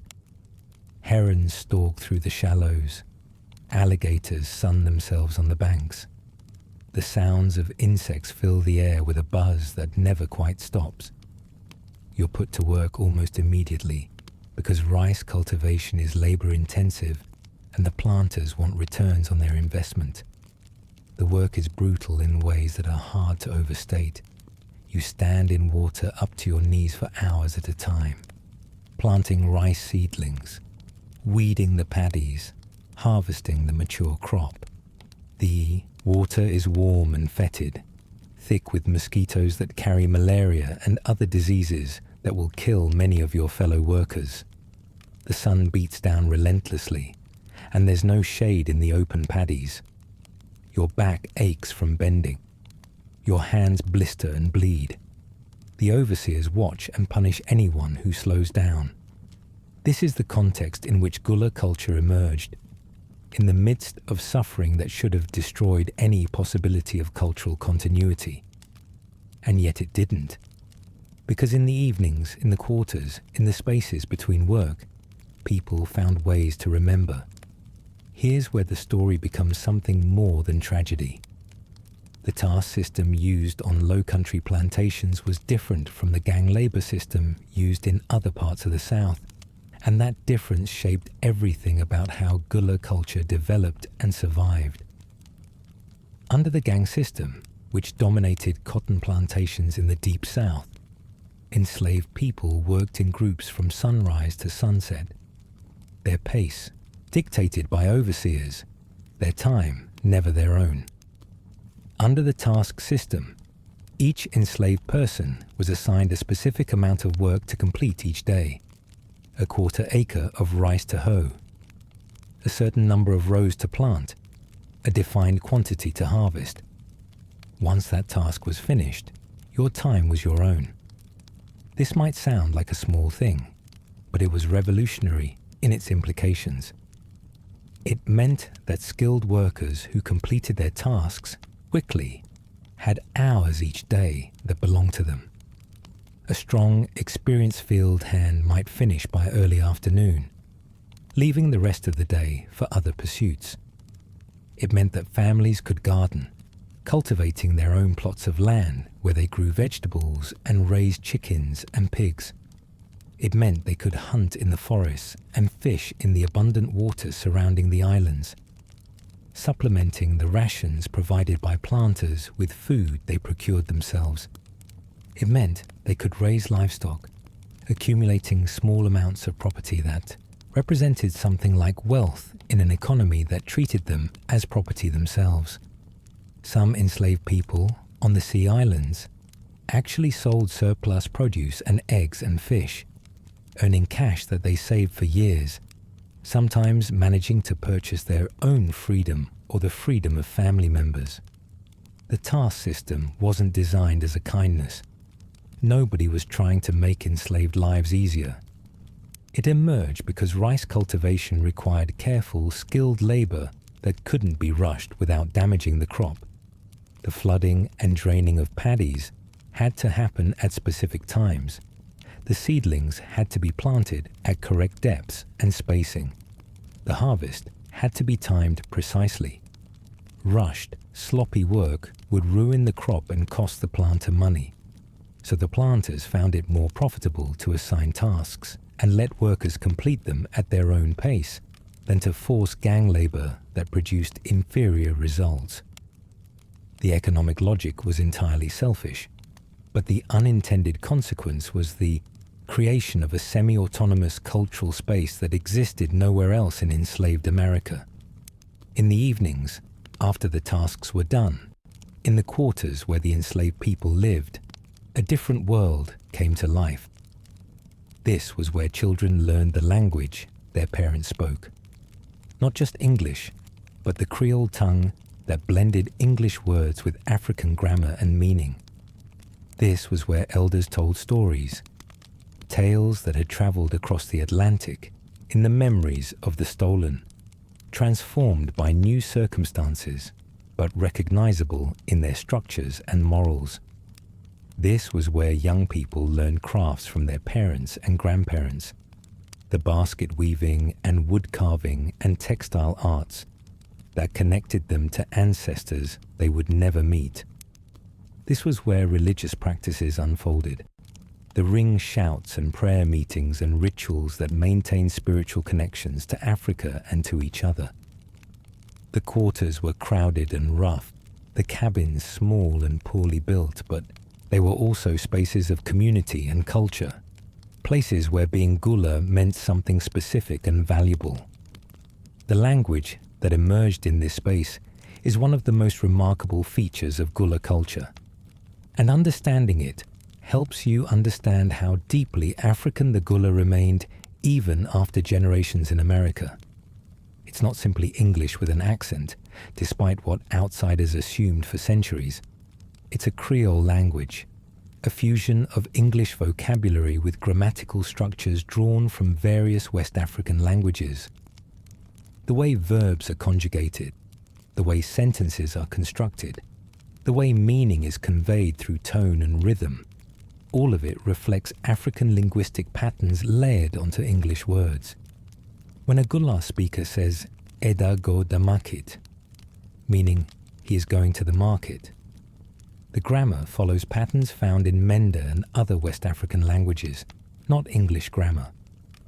When they say, dem chillin de play, the plural marker dem and the continuous aspect marker da come directly from African linguistic traditions.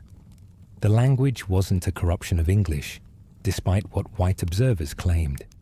It was a creative synthesis, a new tongue born from the collision of worlds that allowed people from different African ethnic groups to communicate while preserving deep structures of African thought. The vocabulary of Gula included hundreds of words borrowed directly from African languages, words that have sometimes passed into wider American usage without anyone knowing their origins. Bukra, meaning a white person, comes from the Efik and Ibibio languages of Nigeria. Kuta, the common low-country word for turtle, traces back to the Bambara and Malinka languages of West Africa.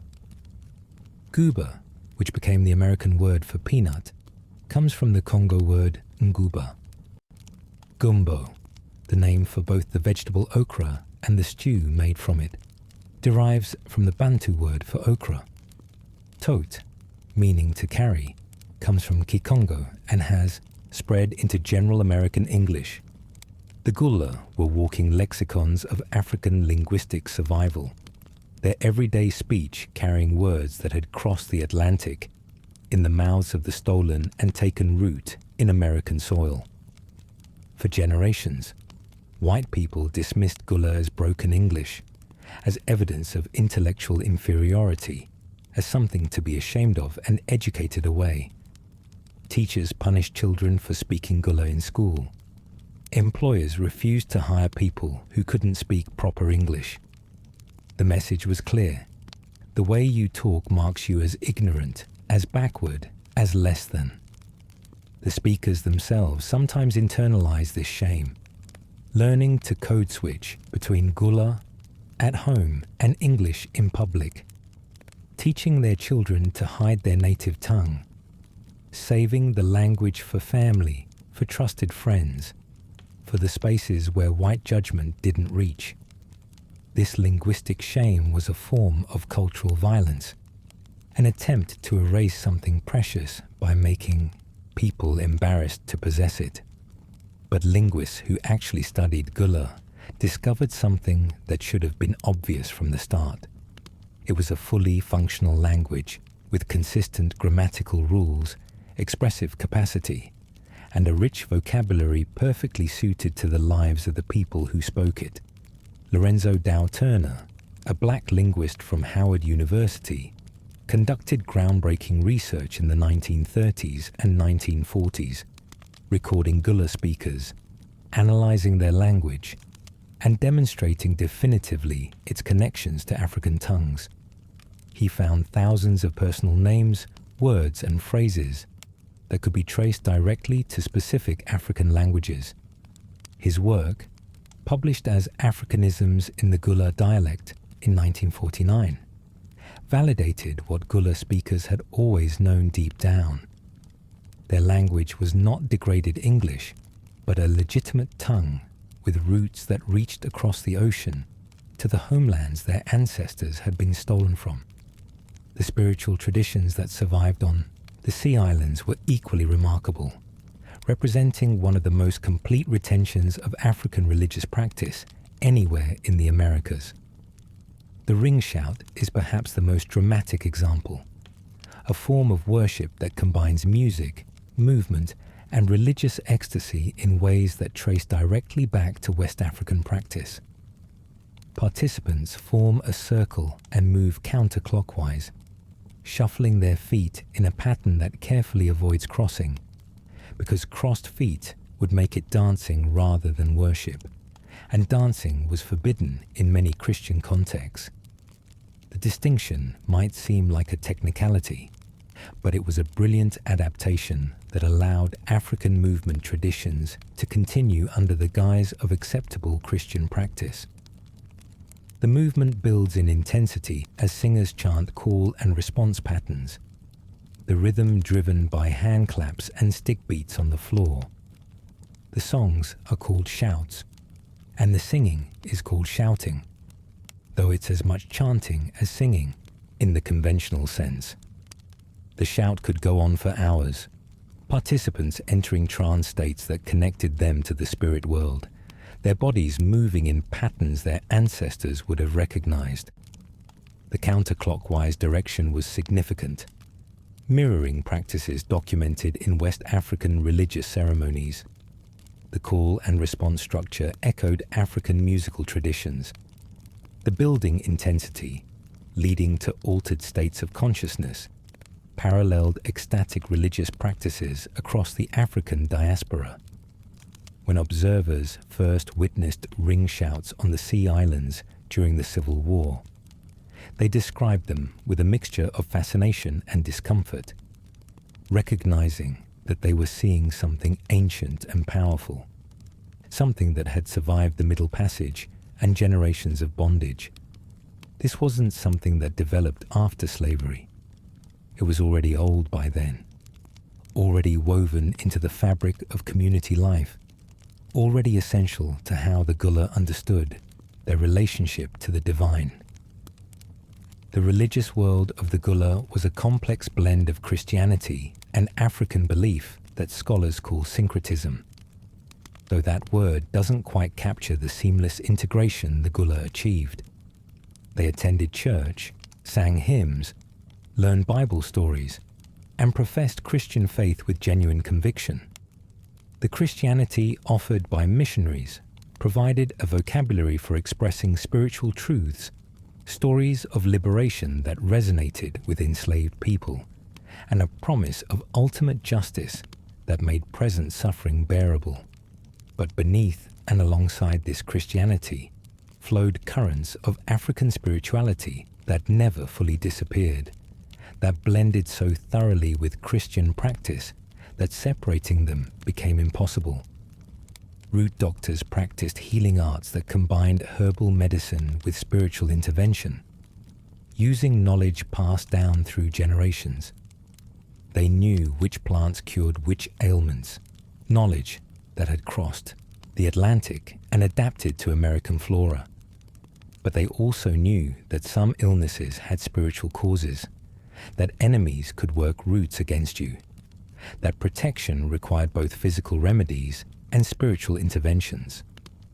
A root doctor might prescribe an herb tea alongside a protective charm, might diagnose both a physical ailment and a spiritual attack, might treat the body and the soul as the interconnected whole that African philosophy understood them to be.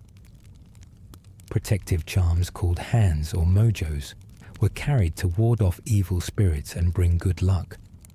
These small bundles of roots, bones, and other objects held power that believers took seriously, power to protect, to attract love, to ensure success. The Platai, a malevolent spirit that could appear in various forms to terrify or harm the unwary, was universally feared. It might appear as an animal, as a person, as something indescribable that lurked at crossroads and in dark places. Travelers at night took precautions against encountering Platais.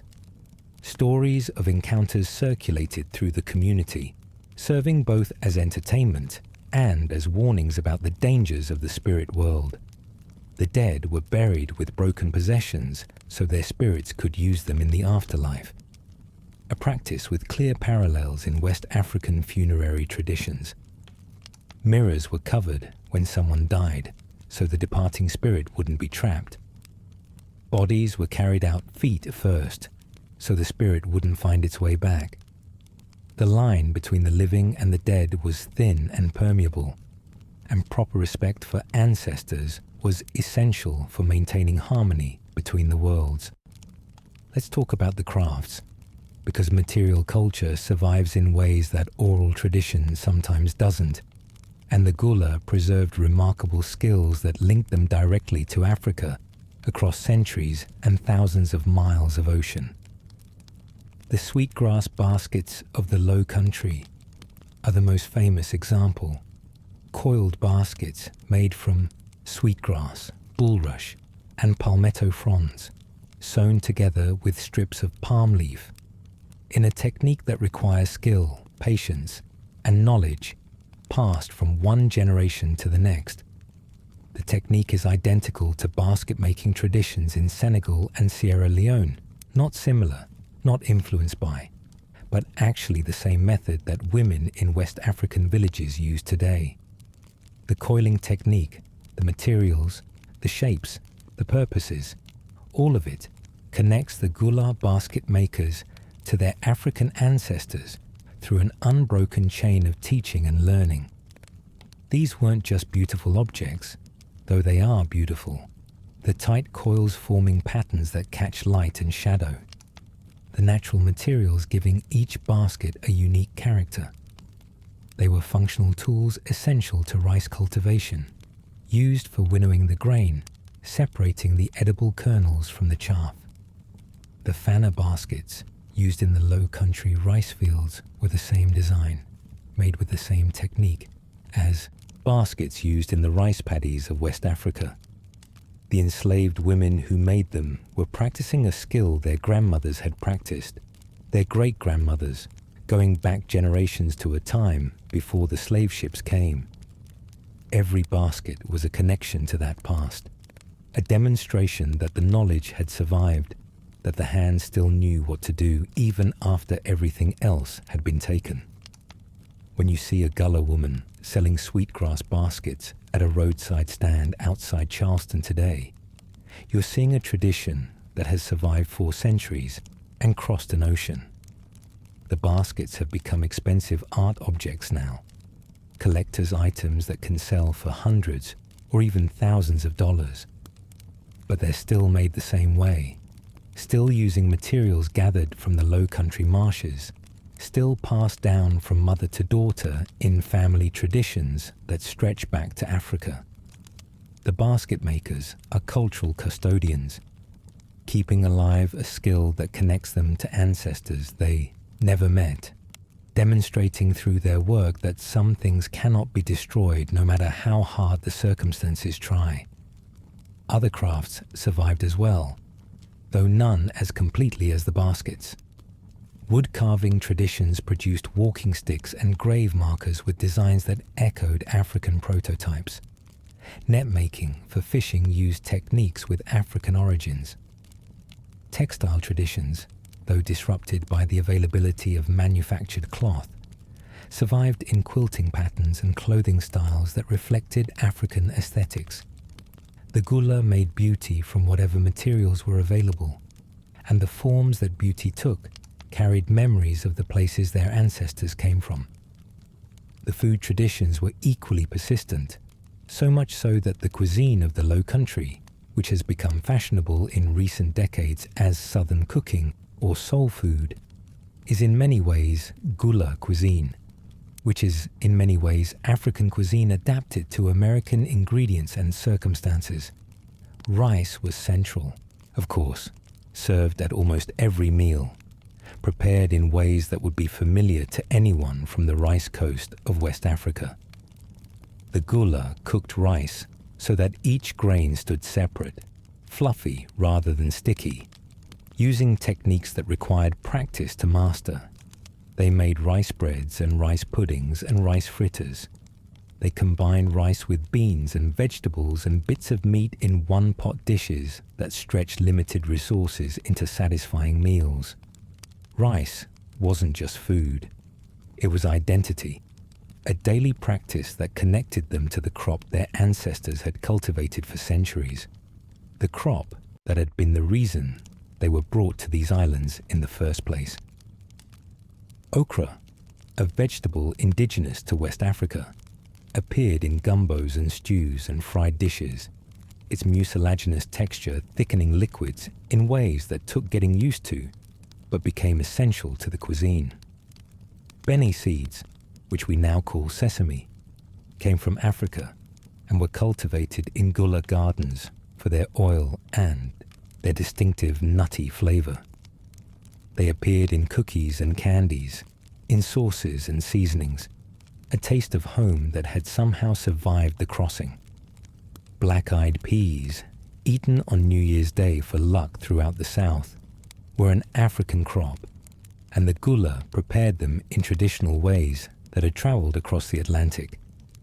Hoppin' John, that iconic low-country dish of rice and black-eyed peas, is essentially African in its conception, a combination of ingredients and flavors that could have come from the rice coast. The one-pot rice dishes that became low-country staples reflected West African cooking traditions where rice was combined with whatever vegetables and proteins were available.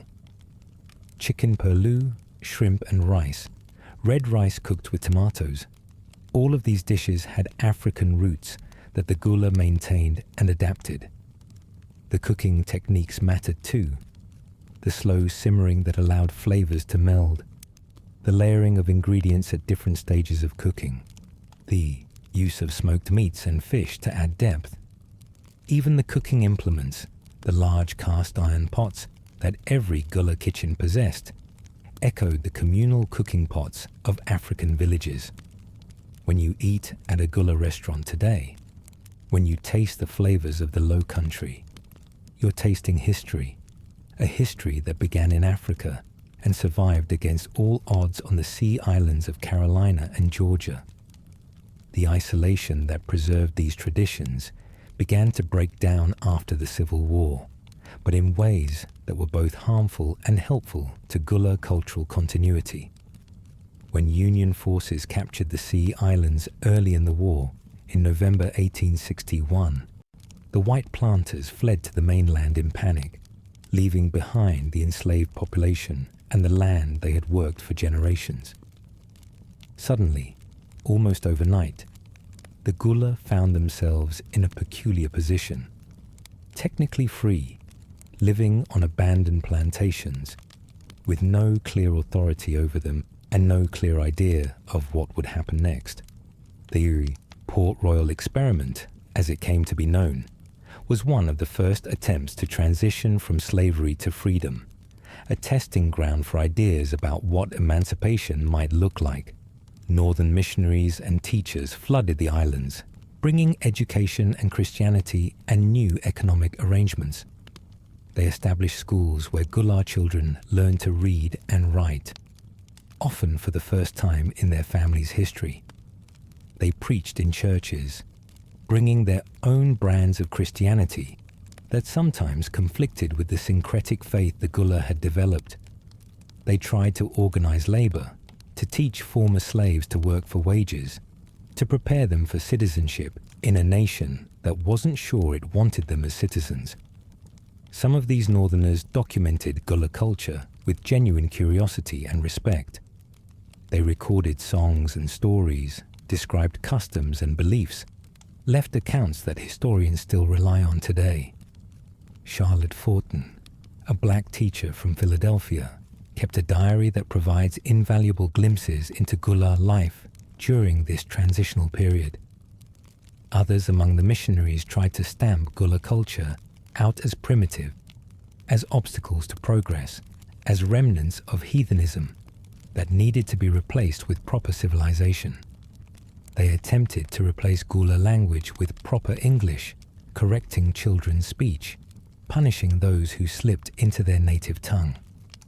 They tried to replace African-influenced religion with respectable Protestantism, discouraging the ring shouts and the spiritual practices they found disturbing or incomprehensible.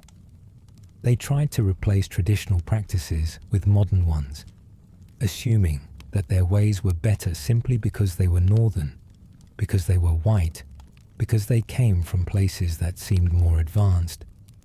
The cultural imperialism was well-intentioned in some cases, cynical in others, damaging regardless of intent.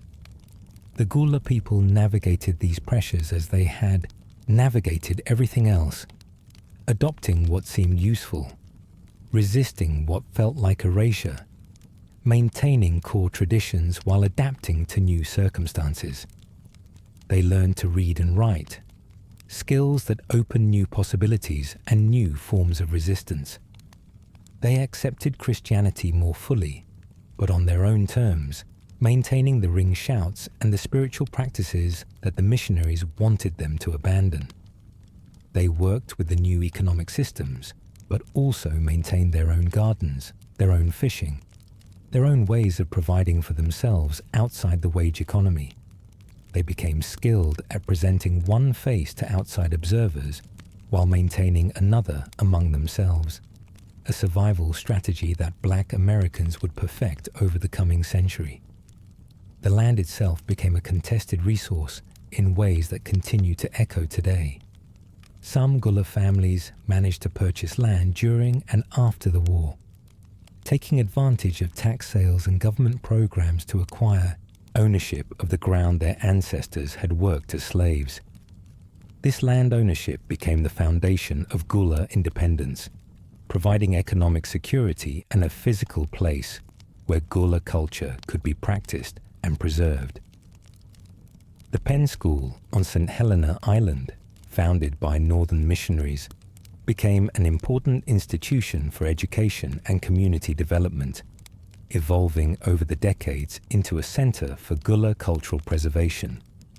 But land tenure was often complicated, held in common by families without clear individual titles, passed down through generations according to Gullah custom rather than American law, vulnerable to legal challenges that would become more serious as the islands became more valuable to outside developers.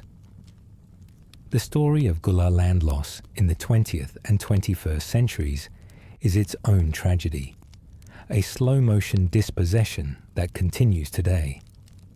As the sea islands became more accessible, as bridges replaced ferries and roads replaced paths, the very isolation that had protected Gullah culture disappeared. Developers discovered that barrier islands made excellent resorts, that wealthy outsiders would pay premium prices for waterfront property, that land the Gullah had owned for generations was worth fortunes in the new economy of tourism and retirement communities. The heirs property system that had worked for Gullah families became a vulnerability. When land was owned collectively by dozens of family members, as it often was after generations of inheritance, any single heir could force a sale, and developers learned to seek out those willing heirs, to buy their shares and then petition courts to partition the property. Families who had lived on the same land for a century found themselves displaced by legal proceedings they didn't fully understand. Their inheritance converted to cash that disappeared while the land passed to strangers. Hilton Head Island is perhaps the most dramatic example. In the 1950s, it was a Gullah community, home to families who had been there since slavery times, who farmed and fished and lived according to traditions their ancestors had established. By the 1970s, it was becoming a resort destination. Golf courses and gated communities spreading across land that had once grown cotton and rice. The Gullah families were pushed to the margins, their property taxes rising as land values increased, their communities disrupted by development, their way of life increasingly impossible to maintain. Some held on, maintaining small enclaves amid the resort sprawl. Others left, seeking opportunities elsewhere, carrying their culture with them, but losing their connection to the specific place where it had developed. The pattern repeated across the sea islands, each bridge and each development project eroding the geographic foundation of Gullah culture. But the culture persisted despite everything. The 20th century saw a gradual awakening of interest in Gullah traditions, both from within the community and from outside scholars.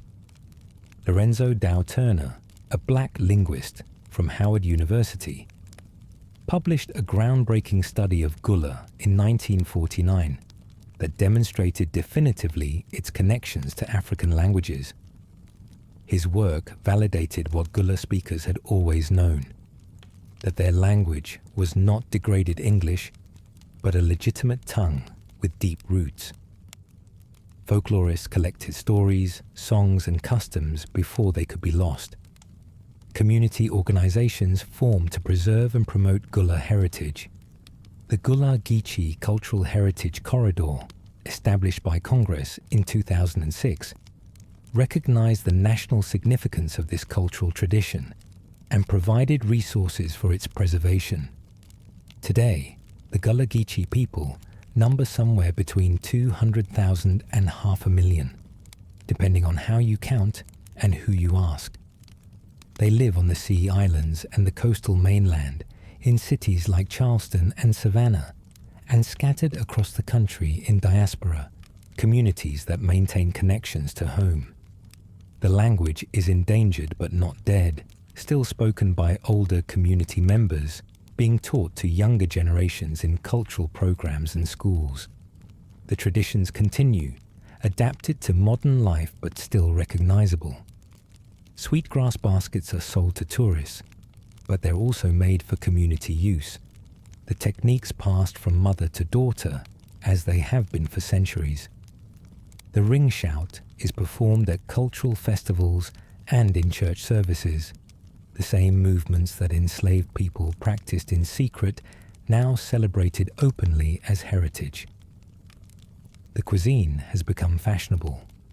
Gullah restaurants and cookbooks introducing wider audiences to flavors that were always there waiting to be discovered.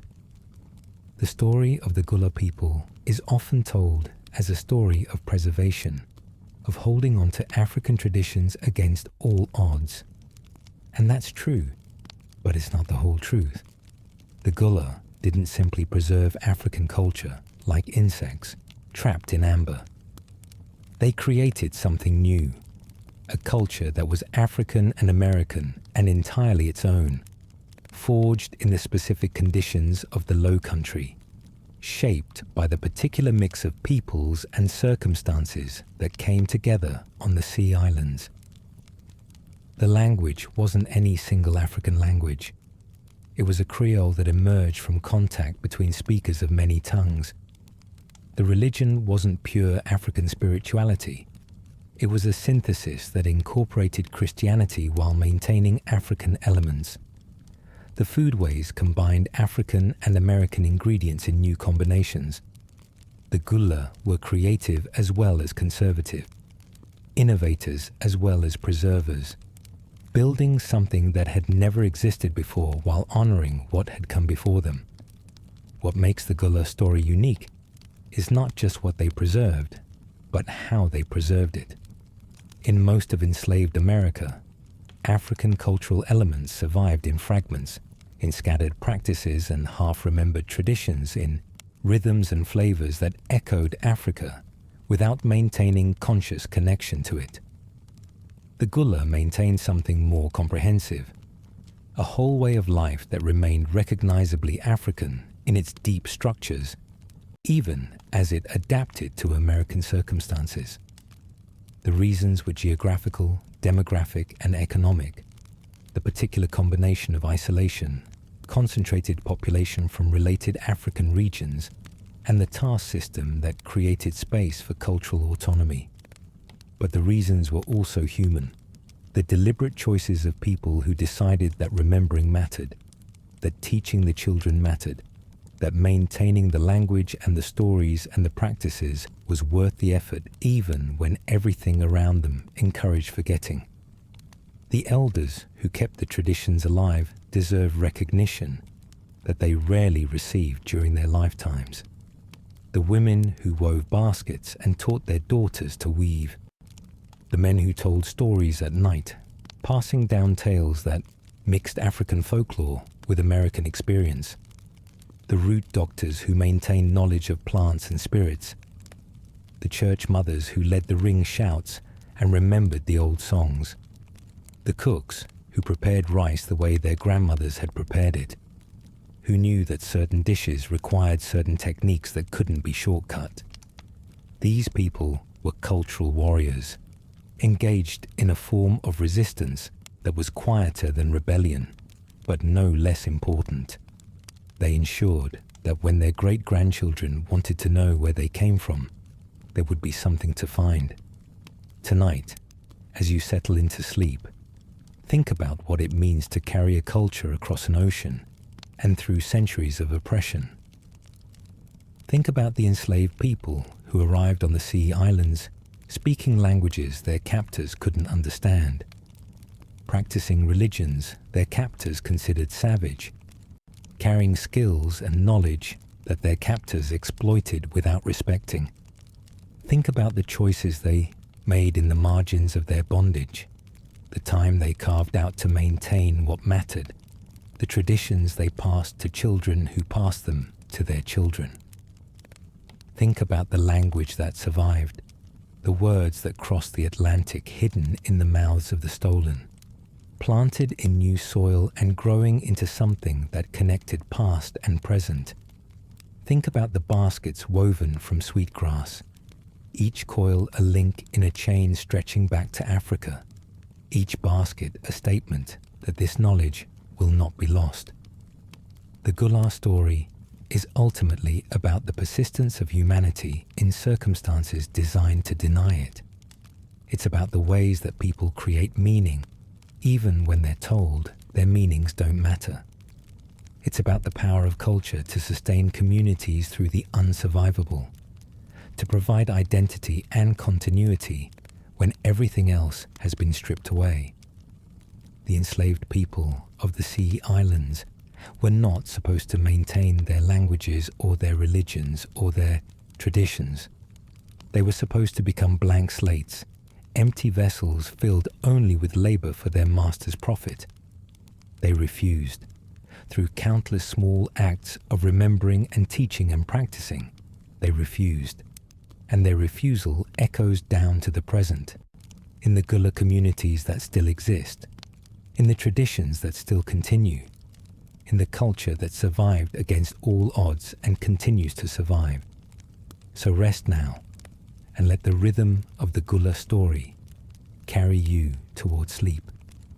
Think of the tidal creeks winding through the marshes, the sweetgrass swaying in the salt breeze, the sound of voices speaking a language that bridges continents and centuries.